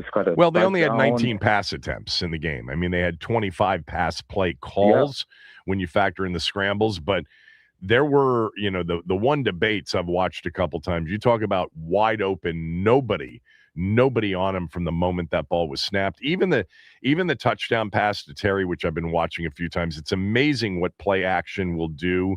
And it was 1st and 20 but the windows that were, we haven't seen that this year. I'm watching a couple of the plays in which Marcus scrambled on, and there weren't people open. I don't think we're going to get one of those where Marcus didn't throw the ball to wide open guys, but where he did throw the ball, man, there were wide open receivers like we haven't seen this year. But the opponent is part of that, man. They had a run in which they were playing, go back to the Chargers, great defense. Chiefs at the time, defense. Seahawks, maybe the best. Lions were playing good and healthy defensively. The Broncos on defense, the Vikings on defense. They had quite the Packers back in week 2. This was not the year to not have, a full assortment of your best players on offense because you played great defensive teams much of the year until yesterday. You didn't have a very tough defensive team yesterday. Thanks, Alex. Appreciate it. Let's go to Anthony in D.C. Anthony, go ahead. So regarding yesterday, there are two perspectives to look at this. There's the player perspective, and then there's Joe the fan sitting on the couch. Yeah, I care about the first one more, so I want to hear that first. Okay. So from a player's perspective, I understand that they have to go out there, do their thing, put tape out there that says they want to be in the league, let alone be on this particular team. So I like that they played a competitive game and showed that they are capable of doing, what they were doing. I hate that it was against a bad opponent because, again, we still are in that land of limbo of, are we really capable against valid teams, or is it just a mirage against the weaker opponents? So that still has to be worked out. But they put on a good performance. Defense showed that they were reasonable enough to, again, bad team, to hold they a drop team balls, they miss field goals. But the defense actually contributed. The Sanders still interception was part of a massive turnaround at the end of the first half. They had pressures. Von Miller had the best series defensively he's had all year, against that tackle. Yeah. So, like I said, we're still in that limbo. We can't identify if we're legit or not. Right. And that brings me to. Well, we're not legit this year. Well, I mean, so last year gave us hope. This year destroyed that hope. But as far as being legitimate, the additions that were added this year, if they come back next year, will our defense be enough? No, they need a lot more in defense. Right. No, that's a given. But the question is, will they be enough to keep us in games? Right. That's the in one off season, can you transform the defense enough? Can you find the right coordinator that can get more out of less to not cost you so many games? Agreed. Right. I mean, to me, Anthony, once we start these serious conversations, it's going to be all about, what are they doing defensively? And I think you and I have talked about this before, but are they going to be big spenders? Are they going to be aggressive in free agency? Will ownership allow that? There's going to be a lot of interesting things to this offseason. One thing with the win yesterday that won't be quite as interesting is having like a super, super high pick. They're going to have a pick in the top third of the draft, more likely than not, maybe the top quarter of the draft, but it's not going to be 1, 2, or 3 or 4, right, more likely than not. But it's going to be some. Right. We're here. We've done this before. You and I and everybody else, all trying to come up with the right decisions. I want to get a sense from them that they can be aggressive. I think that's going to be interesting to watch. Thanks, man. Greg in Gaithersburg, go ahead. Hey, Kevin. Good morning. Good morning, Greg. The one thing I liked about yesterday is I noticed that a lot of the passes were going down the middle of the field. You had a big one to Senate. You had McLaurin's touchdown. Yeah. It seemed to be, instead of just working on the flats and out wide, a lot more focus on down the field. Plus, I liked the way the line was open. There were some pretty big holes for the running backs. And, yeah, granted, it was the Giants. But you know what? A win's a win, and we needed it. And I think, it's a step in the right direction regardless what happens these last 3 games. Yeah. But, the season snowballed with all these people getting hurt. And, everybody tried to make the best of it, the coaches. And, sometimes it just doesn't work out. So I'm going to take it for what it is and look forward to next season, look forward to next weekend. So have a great week. I think, by the way, the big openings in the middle of the field were really a result of running the football, and play action was super effective yesterday. It's the easiest way to throw the football in the NFL and has been for a long time. And sometimes, by the way, play action doesn't even need effective running game. It just needs the threat of it. And with Washington, because both of their quarterbacks are part of the run game, it can be even more effective. The Giants aren't a very good team. And then Washington took advantage of it by running the football. But, kind of like, think back to the Bears game and the Chargers game, like the Jaden games that were good games. Jaden played very well in both of those games. The turnovers, obviously, in the Chicago game hurt. But what did they do in those games? They ran the football. It wasn't to the level that it was yesterday. But once you had that, you had the play action, and you had, the opportunities for chunk plays. The deep one down the middle to McCaffrey, the deep one to Lane in the Chicago game. You had a lot of those opportunities. And yesterday against that defense, I'm watching it right now on the All-22. Amazing how sucked up they were and how soft they were playing on the back end that just allowed big opportunities. Marcus Mariota, he does a good job off schedule, man. He does a good job off schedule. Just would be nice if he wouldn't put the ball on the ground a couple times and throw it to the other team a couple of times per game. All right.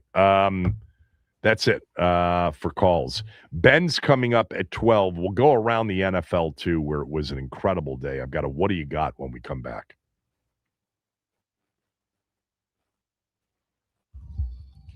All right, happy Monday, everybody. We start off with the Washington Commanders. They snapped their 8-game losing streak with a win over the struggling New York Giants 29-21. More NFL news.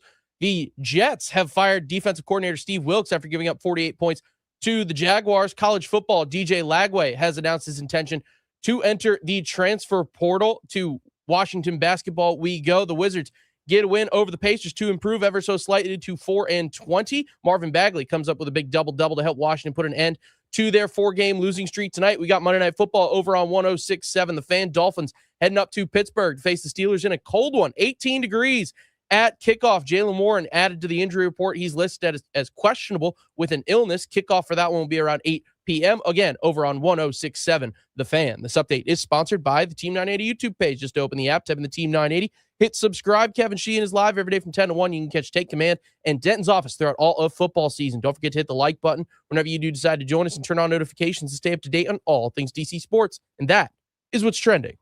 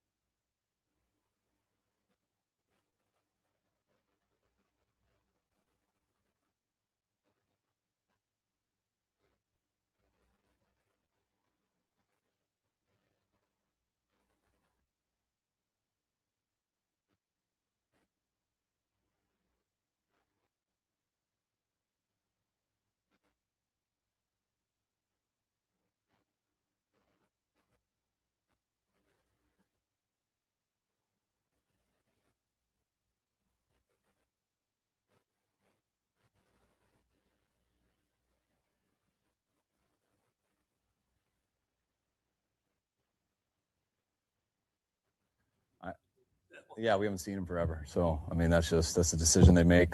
It's been pretty simple for me. I mean, I haven't seen him in a month. So, that's and same with our team. So hasn't been an issue with our team at all. We kind of been plugging away and no big deal. Or it's just something we've been used to for a while, but I know it's new to you guys. So they just officially, I think, had to do that yesterday. Kyle Shanahan yesterday after the 49ers beat the Titans talking about Brandon Ayuk. By the way, the 49ers have won 4 games in a row. Cardinals, Browns, and Titans among those wins. They won 5 out of the last 6. The Giants included in that. I don't know what to make of the 49ers, but they're not going to have Brandon Ayuk back this year. They officially voided a big part of his contract when he stopped showing up for mandatory medical things in his return from the ACL injury. And he's basically gone AWOL, and they put him on the reserve left squad list. So many red flags, since really the contract negotiations and then post-injury. Really wild the way, you got it, obviously when you like a player or when a team likes a player, you better know that player. You better know that player's personality. It's a big part of the game. Ayuk might have a screw loose. I mean, what a season he had in 2023. He literally finished 2023 as one of the top 3 receivers in the league that year. Got the big contract after, going public with a lot of the things related to the contract after, unfortunately kind of working Jaden Daniels, his good friend from Arizona State, into some of those public displays of dissatisfaction with the contract negotiation. But Kyle, they've moved on. He's a tremendous talent. I guess the point is they don't know if he's healthy or not because he's gone AWOL. Hopefully all is well with him. But they basically nixed his season, and they nixed him coming back. He's going to be available in the offseason. But that is, like some of the other players that Mark and Largo likes to bring up, you better have a really sharp group that is sizing up the person so that you don't end up in the same boat. All right, Ben Standing next.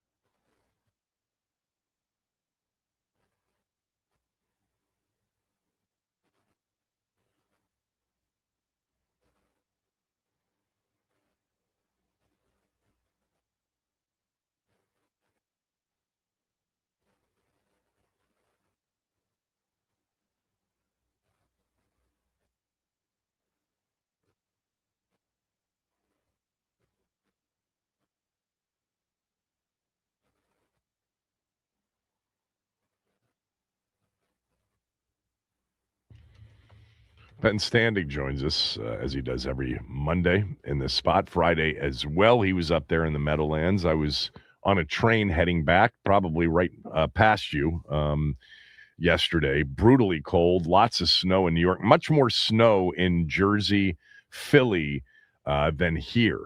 But it stopped before the game. There were, I think, sections dressed as empty seats yesterday, weren't there? Yeah, look, I mean, this isn't the first Washington Giants game to play out the string, but when you factor in just how horrible the records were, the temperatures, I mean, it was legit freezing up there. Yeah, and it was snowing. Like, it stopped snowing by game time, but it was snowing, a decent bit before. Yeah, there was not a lot of people there, actual human beings there to witness Washington's big win. All right, so let's start where we start every Monday, and we'll focus on the game, even though both of their seasons are, over, and they've been over for a while competitively. But what did you make of the bounce back off of the Minnesota game last week? Yeah, I mean, look, let me start with like sort of the Debbie Downer version of this. They've got 4 wins now. 3 of them are against teams that currently hold or tied for the worst record in the league. And you and I talked about this early on that, there may have been some false hope going on when they had those wins in weeks 1 and 3 that said, hey, maybe this team is good because they handled those teams, and we've seen what's happened since. So it's hard to get overly excited about the win, and I know people will lament about the draft choice falling and all that. That said, I do think there are some positives out of this, namely, first, like the for the human beings involved to get the win, I know means a lot. So I'm not going to move past that. But the coaches, the players, they've been going through it, so I'm happy for them. But in terms of who actually was contributing in this win, I mean, in terms of like the bigger names, the fact that this was a Bill bounce back game, it was the best game for Krosky Merritt since week 5, which was their last win. It's not like he's not looked the part when he has played. He just hasn't played a ton in recent weeks. And I think largely his downturn was because of the way defenses started playing this team when they had so many injuries at receiver. But he looked like the guy we saw earlier in the year. And I think, you look ahead to, can they decide that a Krosky Merritt, Chris Rodriguez combination is good enough to go forward?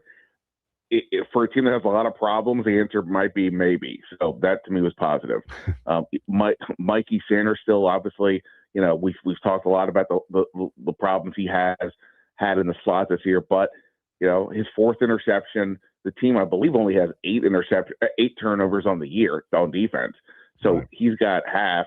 I think that's a positive sign. Where they play him next year is a question, of course.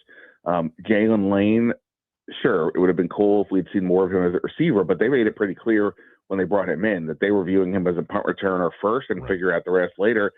That, your second punt return touchdown of the season. Again, not going to discount that because that's something that's pretty rare. I think B. Mitch was the last one to do that in a season. So I think all those guys, and there's some other players, of course. Terry McLaurin and Antonio Hamilton was a surprise contributor on defense.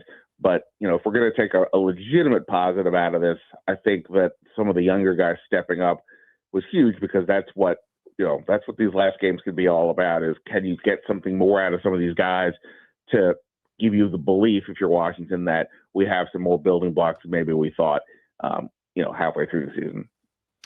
Yeah, I think one of the interesting things about yesterday, and let me just tell you, I was about as, the level of interest in a late season game, even though we're used to doing this because Jaden wasn't playing, wasn't super high for me, just being honest. But I think the intrigue for me came in what will Cliff do as a bounce back to what he thought was a terrible game plan, terrible preparation, and bad play calling last week against Minnesota. I think we'd all agree, against the 31st ranked rush defense. And what we ended up having was not only the most rush attempts in a game in the season for Washington, but even excluding some of the scrambles, the 27 combined running back, runs were the most in a season. And man, did that end up paying off with play action, etc. But I was glad to see that we didn't, go from Thursday where there was some self-reflection on last Sunday to, hey, man, it's game time. I got some tricky plays that are going to work.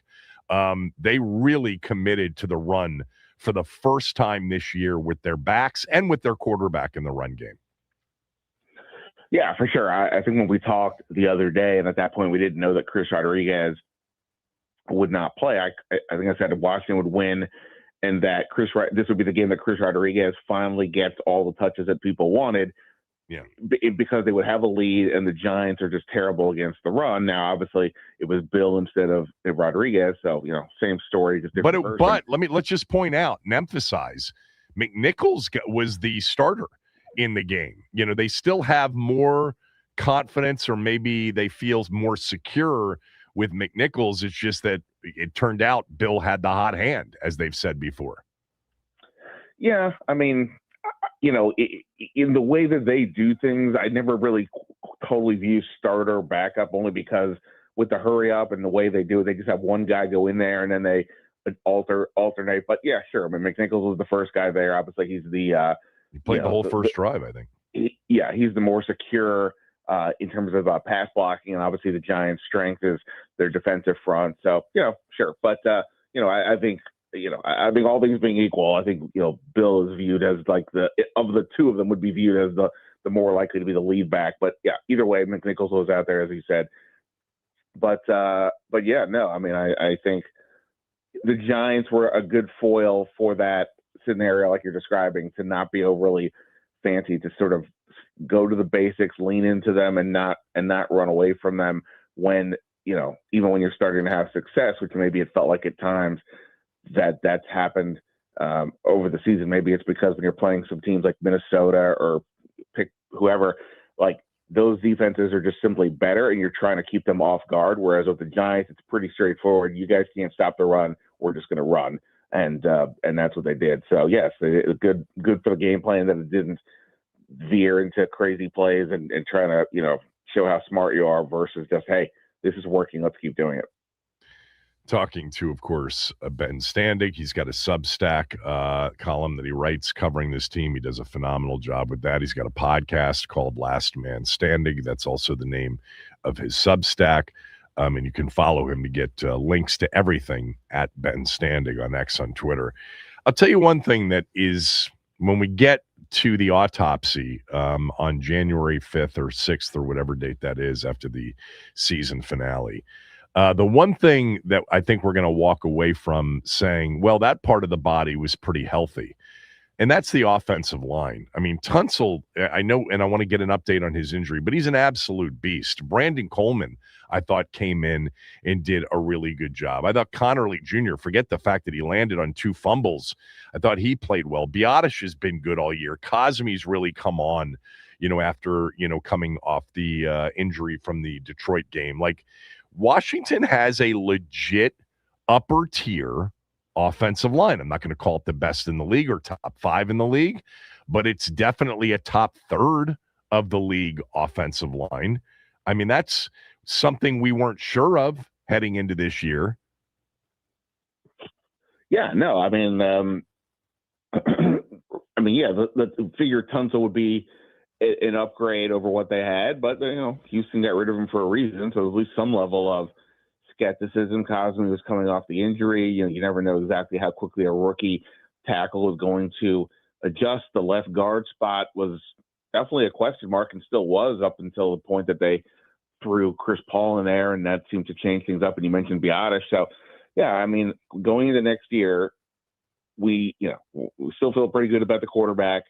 The other group that you feel good about is the offensive line, and that's not something to be dismissed, even if everything else, especially on defense, still feels very much up in the air. But yeah, to have a really solid offensive line, and maybe something better than just solid, is huge. You mentioned Tunsil, so he leaves the game in the first half with a shoulder, comes back for a minute, then leaves again. Now he's dealing with some sort of an oblique. Doesn't come back. Dan Quinn said we'll see if he get what he tells us today, or if it's wait until Wednesday for the first injury report. I do think this is interesting, though, for multiple reasons. I can't remember if I said it with you or on my own podcast, but I did start to wonder, is there a point as they ponder what to do with Jaden Daniels? do you start looking at some of your older guys? Yeah, I talked about it last week too. I think I talked about it with you on Friday. Yeah. Yes. And no reason for Tunsil or Terry to play another game if Jaden's not playing. Right, exactly. So with Tunsil, I mean, look, you said Coleman, it seems like he did a pretty good job. I haven't watched all 22 yet. The line in general did a pretty good job. But, yeah, I mean, if Tunsil's not out there, then my interest in Jaden playing takes a hit. And, again, there's no reason to rush Tunsil back. I know offensive linemen typically are the ultimate rub some dirt on it and get back out there kind of players. But, knowing his value, his circumstances, and all that, I would definitely be cautious about putting him back in. And so that we'll see what that does for the Jaden conversation. But yeah, it's been good to see Brandon Coleman a couple times now where he's had to go back into games because the guys have gotten hurt. That he has contributed, and he obviously was going through it earlier in the year and was inactive, for several weeks there. So that's a good sign as well because if Chris Paul isn't back, then you would think that he would be the first guy to slot back into the guard spot. So I think that's a positive as well. Yeah, I'm looking at a bunch of different numbers on the offensive line's performance, and they're basically in the top half, top third of every pass block win rate, every run block win rate, every overall protection category. And keep in mind, right, they were in a lot of games in which they had to drop back and throw because they were getting absolutely obliterated, and they played a lot of really good defensive teams this year. I think without question, quarterback, offensive line, you've got to feel good about, other than Jaden's availability. But I want to make sure that nobody of note, the Cosmes, the Tunsils of the world, don't do something in these final 3 games that costs them availability in the offseason or next year. What did you think of Hamilton, senior, yesterday, number 34? Jonathan Jones was obviously out along with Rodriguez yesterday, but I thought he played pretty well in his, I would say, the most extensive action he's had. Oh, by far. He had more snaps played yesterday than he had defensively all season. I remember when they brought him in during training camp, and you always try to get a read for what the head coach says about certain players. And he talked about Hamilton. I remember the way he seemed to talk about De'Ami Brown last year, at the point not when De'Ami Brown was making offensive plays, but when he was going to be more of a contributor, like on special teams, and just like sort of the attitude and the hustle, and that there was a tone that he was providing that was really resonating with Quinn. And he made the team. Obviously, he's been a contributor on special teams.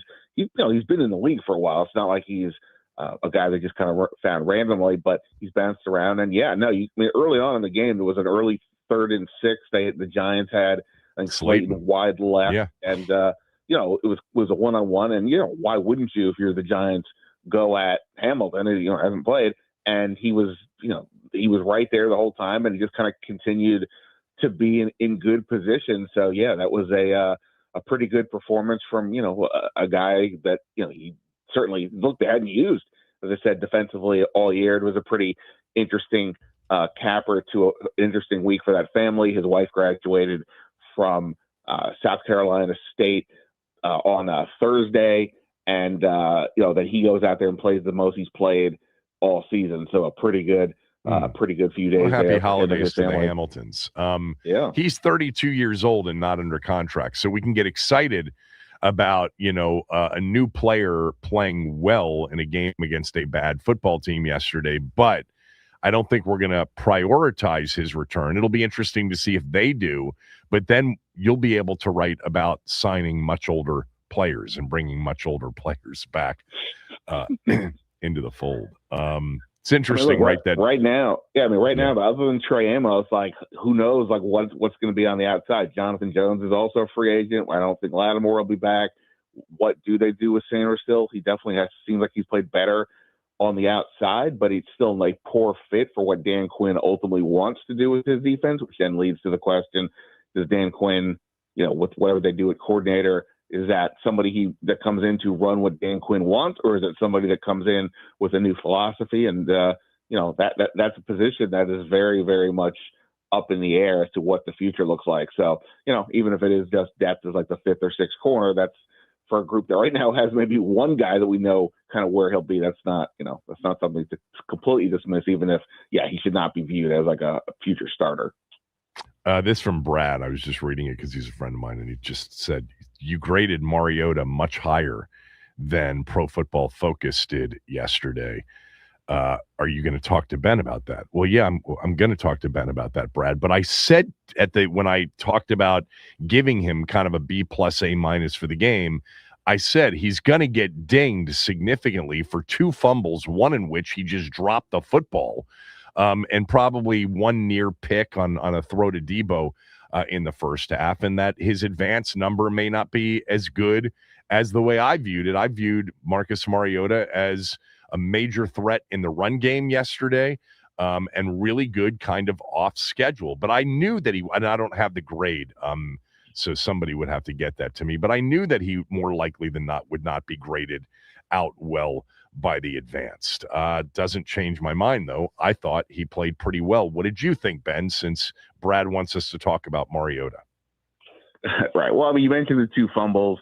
He was 10 of 19 passing. That's hardly a robust day. Ironically, he had as many or more yards. Right. He had, the Terry play obviously was a big one. The pass to Ben Sinnott in the fourth quarter, another one. Look, to me, Mariota, that he did what he does. You're not looking at him to post prodigious passing numbers. You're looking at him to find creative ways to move the chains, often with his legs, or hitting that occasional deep shot. I remember looking up stats a week or 2 ago that he had like the highest average yards per pass attempt of any qualified quarterback, which seems odd, but because of, they weren't getting tons out of the passing game, but it showed his willingness to be aggressive. And for a team that, has struggled to make plays offensively most of the year, that's a positive sign, and that's why he as a backup is key for them. Not only does he allow them to stay with the offense that they would run with Jaden Daniels, but they have a guy who's willing to attempt the plays and not just be overly conservative or scared out there. And yesterday, it paid off. Again, a couple of those passes in particular. Yeah, the fumbles are problematic. He's got, I think he and Bill now both have 3, which is tied for I think second most in the league or something like that. So obviously that's not good.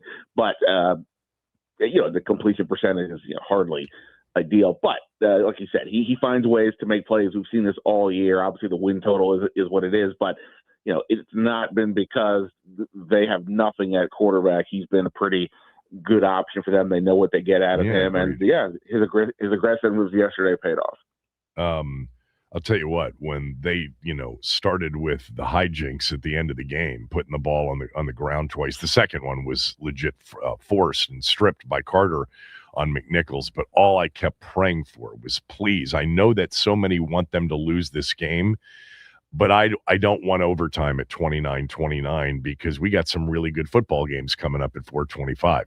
So they got it done just in time for the late window. But I was concerned after that fumble. I'm like, oh my God, they're going to go and blow this thing. But they didn't. I asked Quinn after the game. He's like, yeah, of course. Which I just thought was a very funny human reaction. Because of course, I mean, look, as somebody who had already kind of written most of his post game and focused on winning, I'm like, oh no, please do not have me after not for extra work, but I just don't want to deal with having to focus yet on another loss. I saw some of my colleagues who cover the Giants, there, and they're all just like, they're on a loss. Well, no, they're all lost for words about what to say anymore about their situation. And obviously, I was like, hey, if something else, we get to write about a new angle, an actual win. Look, and for those, look, I totally get the draft pick conversation. I would just say that right now, going these last 3 games, they're definitely not going to be favored. You wouldn't think, unless Philly or Dallas sits people down the stretch. I know Dallas is virtually eliminated from the postseason, so we'll see what they do. But they should be on the short stick, certainly from the odds makers' perspective in these games, unless Jaden comes back, and then we'll see. So the chances of them going 0-3 down the stretch is pretty big, and that still would mean a pretty terrible, losing 11 of 12. Yeah, but it's not going to be a top 3 to top 4 or 5 pick, more likely than not. Right. It'll fall in that 6 to 10 range, depending on what happens.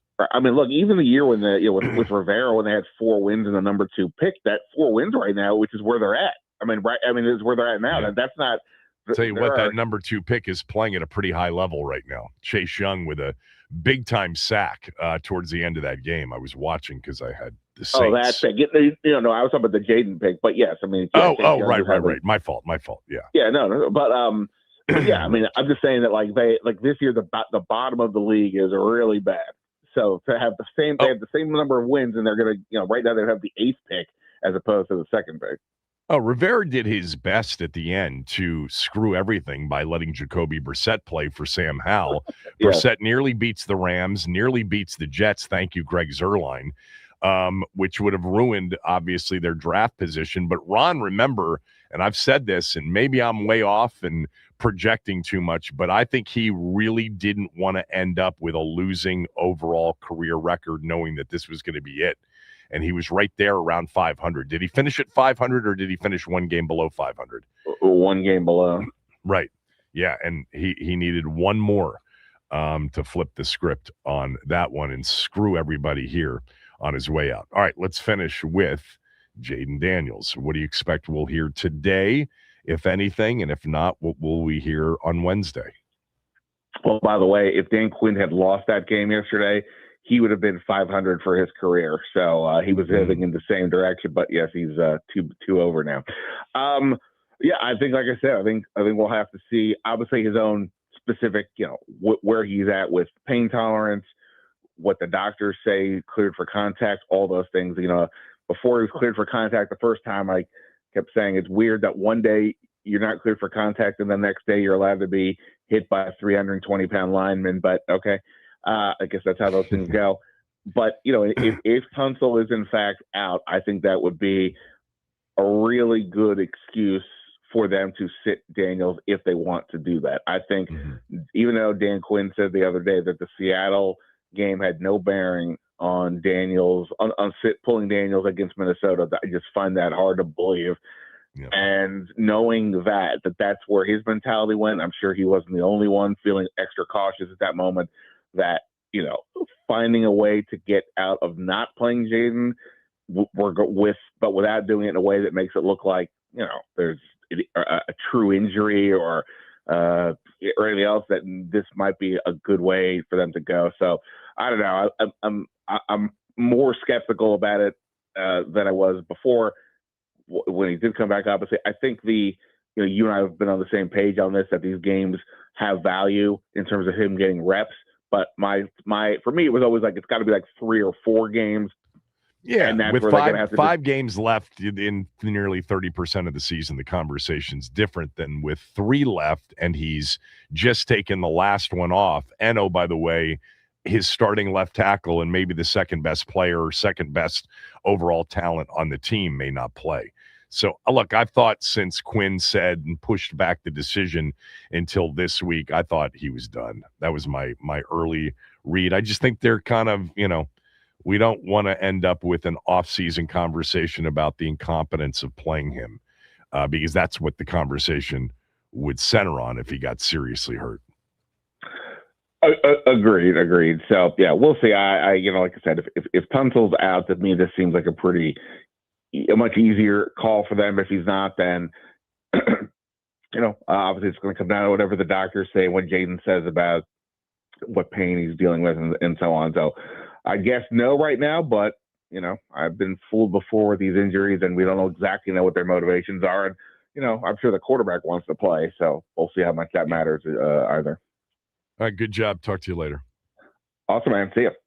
Ben Standing, everybody. This segment was brought to you by IHOP, introducing the IHOP value menu, where all your breakfast faves are just $6 each every day. Where else can you get a big, filling, sit-down breakfast for only $6?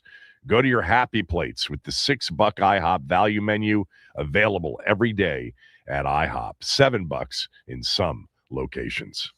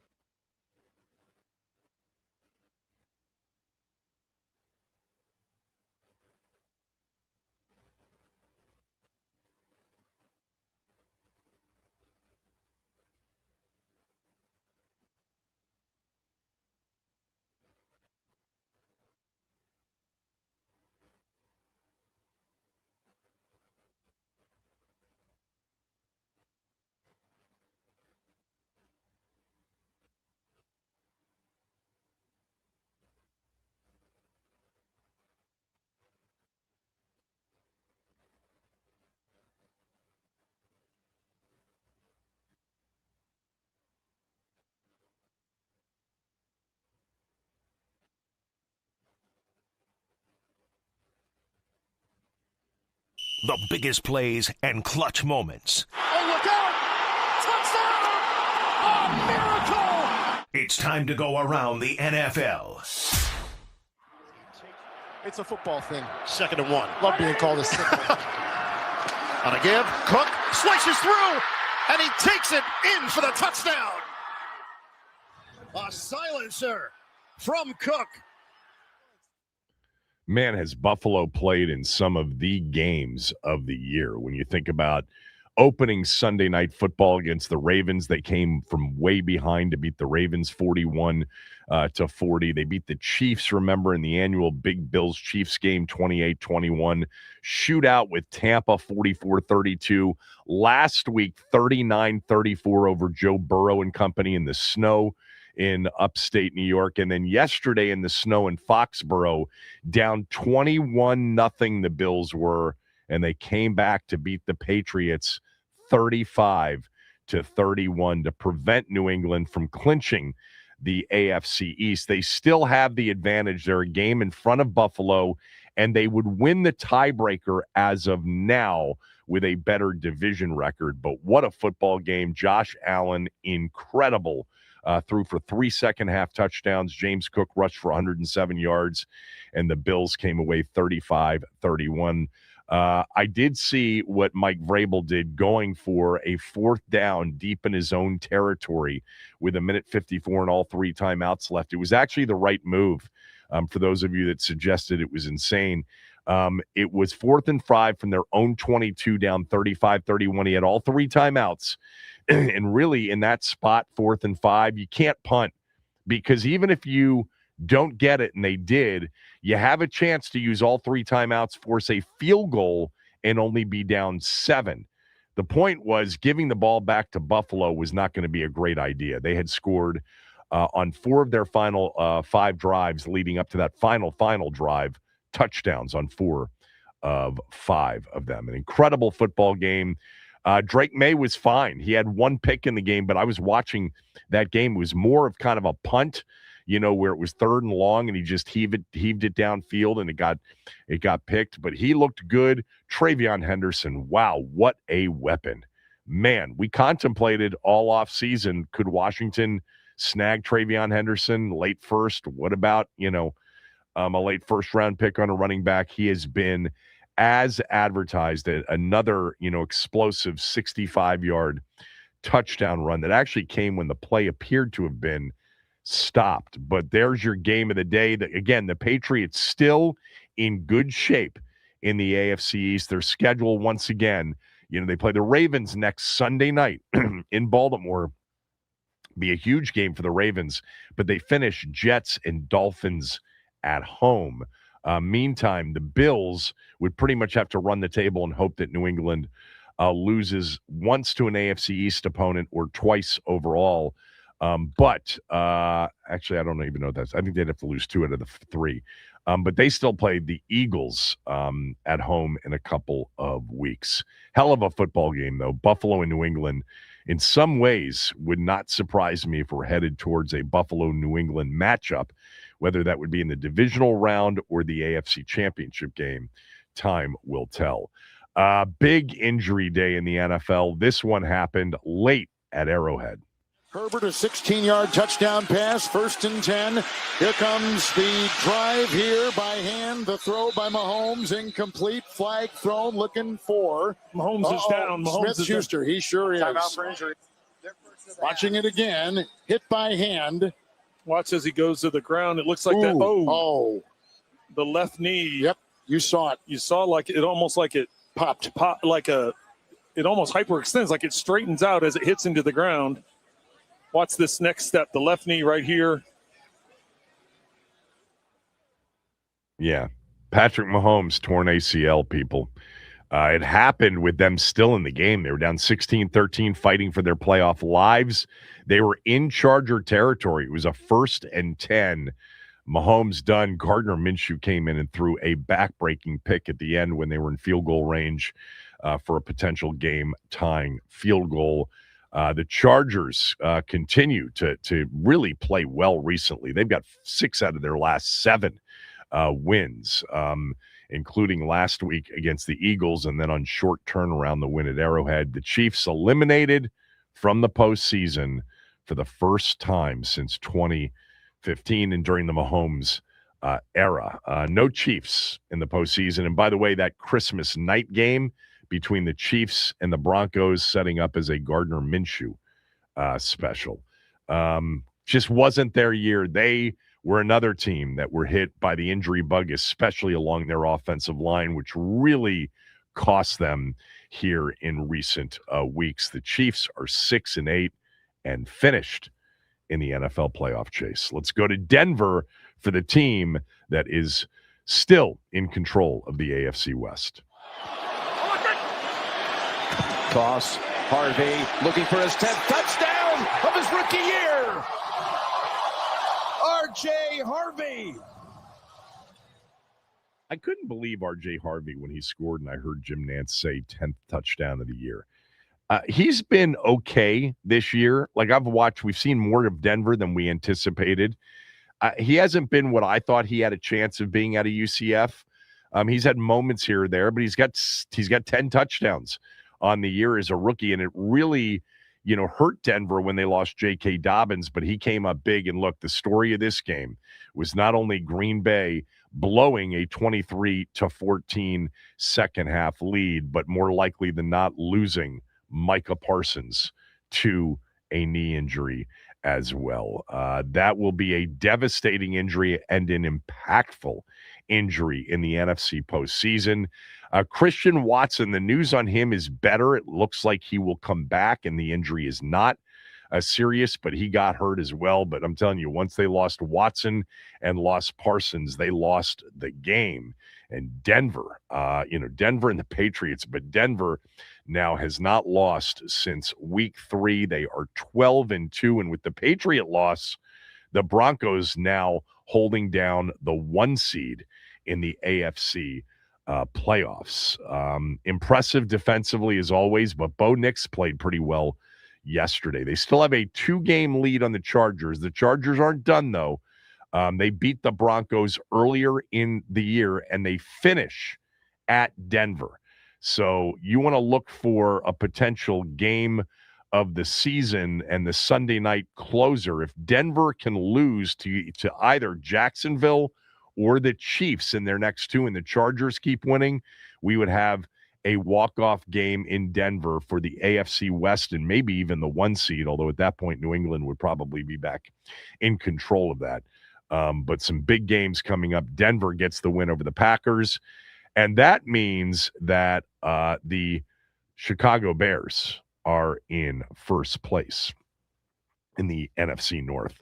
I think the most intriguing game for a lot of NFL fans was the return of Phillip Rivers after 5 years, as he said. And he played okay. They had one last chance, and it was a 4th down, had to put it up for grabs. Here's what happened.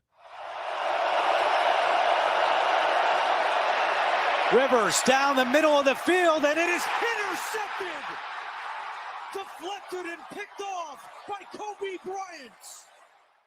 So if you didn't watch this game, you'll probably look at Rivers' numbers, 18 of 27 for 120 yards, a touchdown, and a pick, and say that, probably didn't play well. That's incorrect.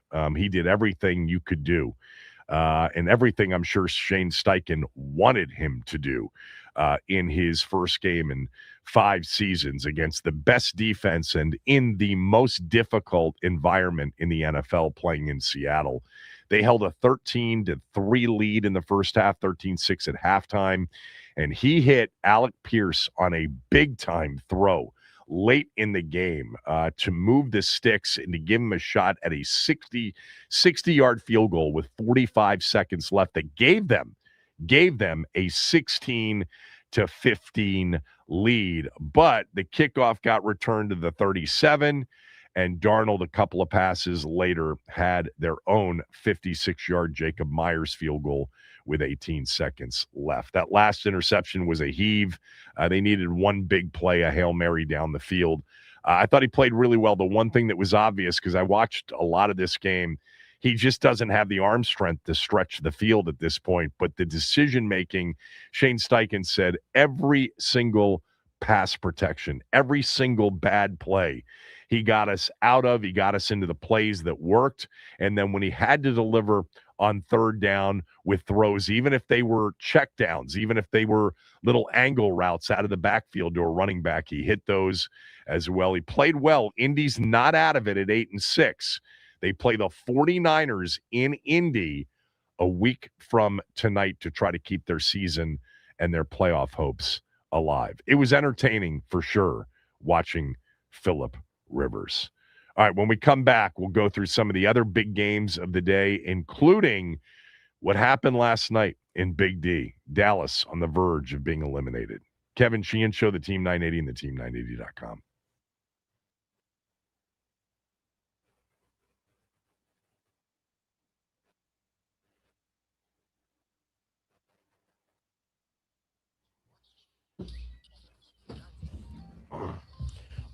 All right. Happy Monday, everybody. Here is what's happening. We start off with the Washington Commanders. They snapped their 8-game losing streak with a win over the struggling New York Giants, 29-21. We look around the NFC East. The Eagles dominated the Las Vegas Raiders in a 31-0 win where Dallas Goedert notched 2 touchdowns. The Cowboys, they fall to J.J. McCarthy and the Vikings on Sunday Night Football, 34-26. More NFL news. The Jets have fired defensive coordinator Steve Wilks after giving up 48 points to the Jaguars, and DJ Lagway has announced his intention to enter the transfer portal from Florida. To Wizards basketball we go. They get a win over the Pacers to improve ever so slightly to 4-20. Marvin Bagley comes up big with a double-double to help Washington put an end to their 4-game losing streak tonight. We got Monday Night Football over on 106.7 The Fan. Dolphins heading up to Pittsburgh to face the Steelers in a cold one, 18 degrees at kickoff. Jaylen Warren has been added to the injury report. He's listed as questionable with an illness. Kickoff for that one will be around 8 p.m. Again, over on 106.7 The Fan. This update is sponsored by the Team 980 YouTube page. Just open the app, type in the Team 980, hit subscribe. Kevin Sheehan is live every day from 10 to 1. You can catch programs like Take Command in Denton's office throughout all of football season. Don't forget to hit the like button whenever you do decide to join us and turn on notifications to stay up to date on all things DC sports. And that is what's trending.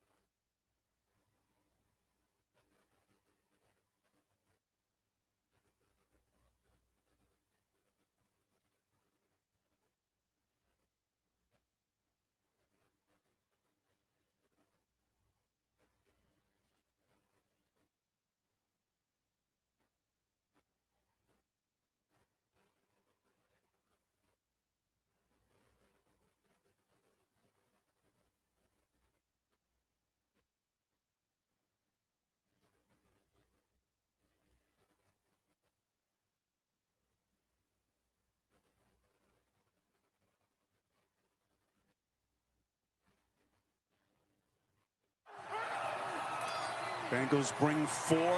Jackson towards the end zone, and it is caught. Flowers for the Ravens touchdown. Baltimore 24, Cincinnati nothing. I didn't see any of this game. I was following it because I gave Baltimore out as a smell test selection. Apparently, Cincinnati, I don't know if you read about this, Max, had some curious kind of play calling in the second half, just randomly doing things that didn't seem like they were much interested in winning the game. Joe Burrow said afterwards that he was kind of having fun last week with some of his very sort of introspective comments. He threw 2 picks in the game. Baltimore got a win they had to have. They're 7-7. They play the Patriots a week from tonight at M&T Bank. Huge game, as is tonight's Monday night game in the AFC North. Pittsburgh without TJ Watt. He had the lung issues hosting the red hot, all of a sudden, Miami Dolphins. So Baltimore gets a good win, a necessary win, and Cincinnati looks done for the season. Let's go to Houston for the team that I legitimately, and we've been talking about this, Max and I have now for a month and a half minimum. I think this team right now may be the best in the NFL. Stroud well protected, and there's Nico Collins. And Nico Collins will glide into the end zone. An opening drive, Texan touchdown. Make it 6 straight wins for the surging Houston Texans. Look, it was Arizona. They were a big favorite. They covered easily. They won easily. 40-20 was the final score in this one. C.J. Stroud, 22 of 29, 263 touchdowns, no picks. And they debuted, I think it was a debut. I could be wrong, but a running back from Louisville named Jawar Jordan. I don't think he had played for Houston this year. They've had the Woody Marks and no Mixon this year. And then Nick Chubb was down yesterday. Jordan, 15 for 101 yards in what I think was his NFL debut. I think it was. I'd have to look that up real quickly. Nothing's happening real quickly right now. 40-20, Houston. Yes. Jawar Jordan, first NFL game, 15 carries, 101 yards. Houston is so good. Let's go to Jacksonville for right now, another red-hot AFC South team, Jacksonville Jaguars.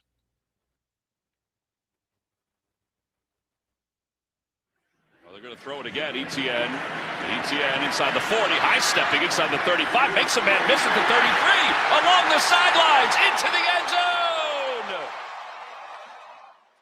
So Jacksonville has won 5 in a row to get to 10-4. They're currently in first place in the AFC South. They beat up on the Jets. The Jets fired Steve Wilks, the defensive coordinator. Aaron Glenn did after the game. Trevor Lawrence, 330 yards and 5 touchdown passes, a career best for Trevor Lawrence. They ran the football as well. What do we make of Jacksonville? I still think Houston's better, and they've played Houston already there 2 times. They lost to them a few weeks ago with Davis Mills at quarterback. They beat him earlier in the year. They go to Denver this week. Rather large game. Jacksonville at Denver in terms of the race for the 1 and the 2 seeds. When you're a 2 seed, you have to play that first round, but you have potentially 2 games at home before the championship game. Jacksonville rolling. They've won 5 in a row, and they maintain their 1-game lead over Houston, 2-game lead over Indy in the AFC South. Let's go to SoFi for the Rams and the Lions. And he's going off. They're going to run it here. Corum to the outside, and it's a touchdown. And the Lions can't stop anybody. Look, if Houston's not the best team, maybe the Rams are. Matt Stafford threw an early pick, but 368, 2 touchdowns for him. They rushed for 160 yards in the game. They put up against that Lions defense, which is hurting again injury-wise, 519 yards. Aiden Hutchinson made an early play with a pick, and the Rams win 41-34. The Rams are rolling, and they are currently the 1 seed in the NFC, barely holding on against Seattle. And Seattle, with the win yesterday, sets up a massive Thursday night football game this week between the Rams and the Seahawks for really not only the AFC West title potentially, but the 1 seed in the NFC playoffs. Let's go to Dallas. We'll finish it up with the Cowboys and the Vikings. McCarthy to the end zone. Touchdown, Jalen Naylor. Did you see that 4th and goal keeper? And he was doing the gritty before he even got into the end zone last night. Yeah, J.J. Brian had McCarthy some. Brian has a few words about that, but I don't think he can say I them know on air. Brian. I look. The Cowboys defensively ultimately just weren't good enough this year.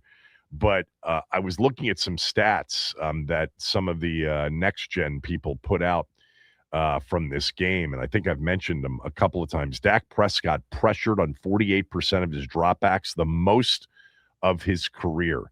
The Cowboys were 2 for 12 on third down, 2 for 5 in the red zone. Head coach Brian Schottenheimer after the game, quote, "Brian Flores was better than me today, and I won't sleep very good tonight, but I promise you I'll wake up tomorrow. I'm going to work my ass off, and I'm going to figure it out." Brian Flores does it to a lot of people. We saw what happened last week with him against Cliff Kingsbury. I think the most impressive thing isn't the Minnesota defense in this game. Minnesota offense, which, we just thought it was a function of terrible defense last week, which that was partly the truth. And Dallas's defense has improved, but it's still not good enough. They gave up 44 last week to Detroit, and they gave up 34 to J.J. McCarthy, who had, by QBR, the best game of his career following last week, which was, at that point, the best game of his career. He was 15 of 24 for 254 yards, 2 touchdowns, had a pass deflected and intercepted on their opening drive. But the Vikings have decided to play out to win rather than playing out the string, even though they were eliminated a few weeks ago. They're at 6-8. And look, if you're a Vikings fan, this is about the development of J.J. McCarthy. The Cowboys get eliminated. They cannot get to the wild card spot, but they can still win the division by winning out, and that would be against the Chargers, Washington, and Giants, but they'd need the Eagles to lose out. That would mean losing to Washington twice and Buffalo. Not likely to happen, which means we're going to have the first repeat NFC East winner since 2004 when the Eagles did it, and it looks like they will do it again. If you've been thinking about new windows, give Window Nation a shot, 866-90-NATION or windownation.com. They're offering 50% off everything. That's half price and 0% interest if you finance the purchase for 5 years. You won't pay any interest until the year 2030. Replace your older windows with new, efficient windows that'll keep you warm and not cost you as much in the winter, and cooler in the summer without costing too much then as well. It all starts with a free in-home estimate. That's all I ask is, if you've been thinking about new windows, just give them a chance to come out and give you a free in-home estimate. 866-90-NATION, windownation.com. All right, that's it. Chris Russell's next.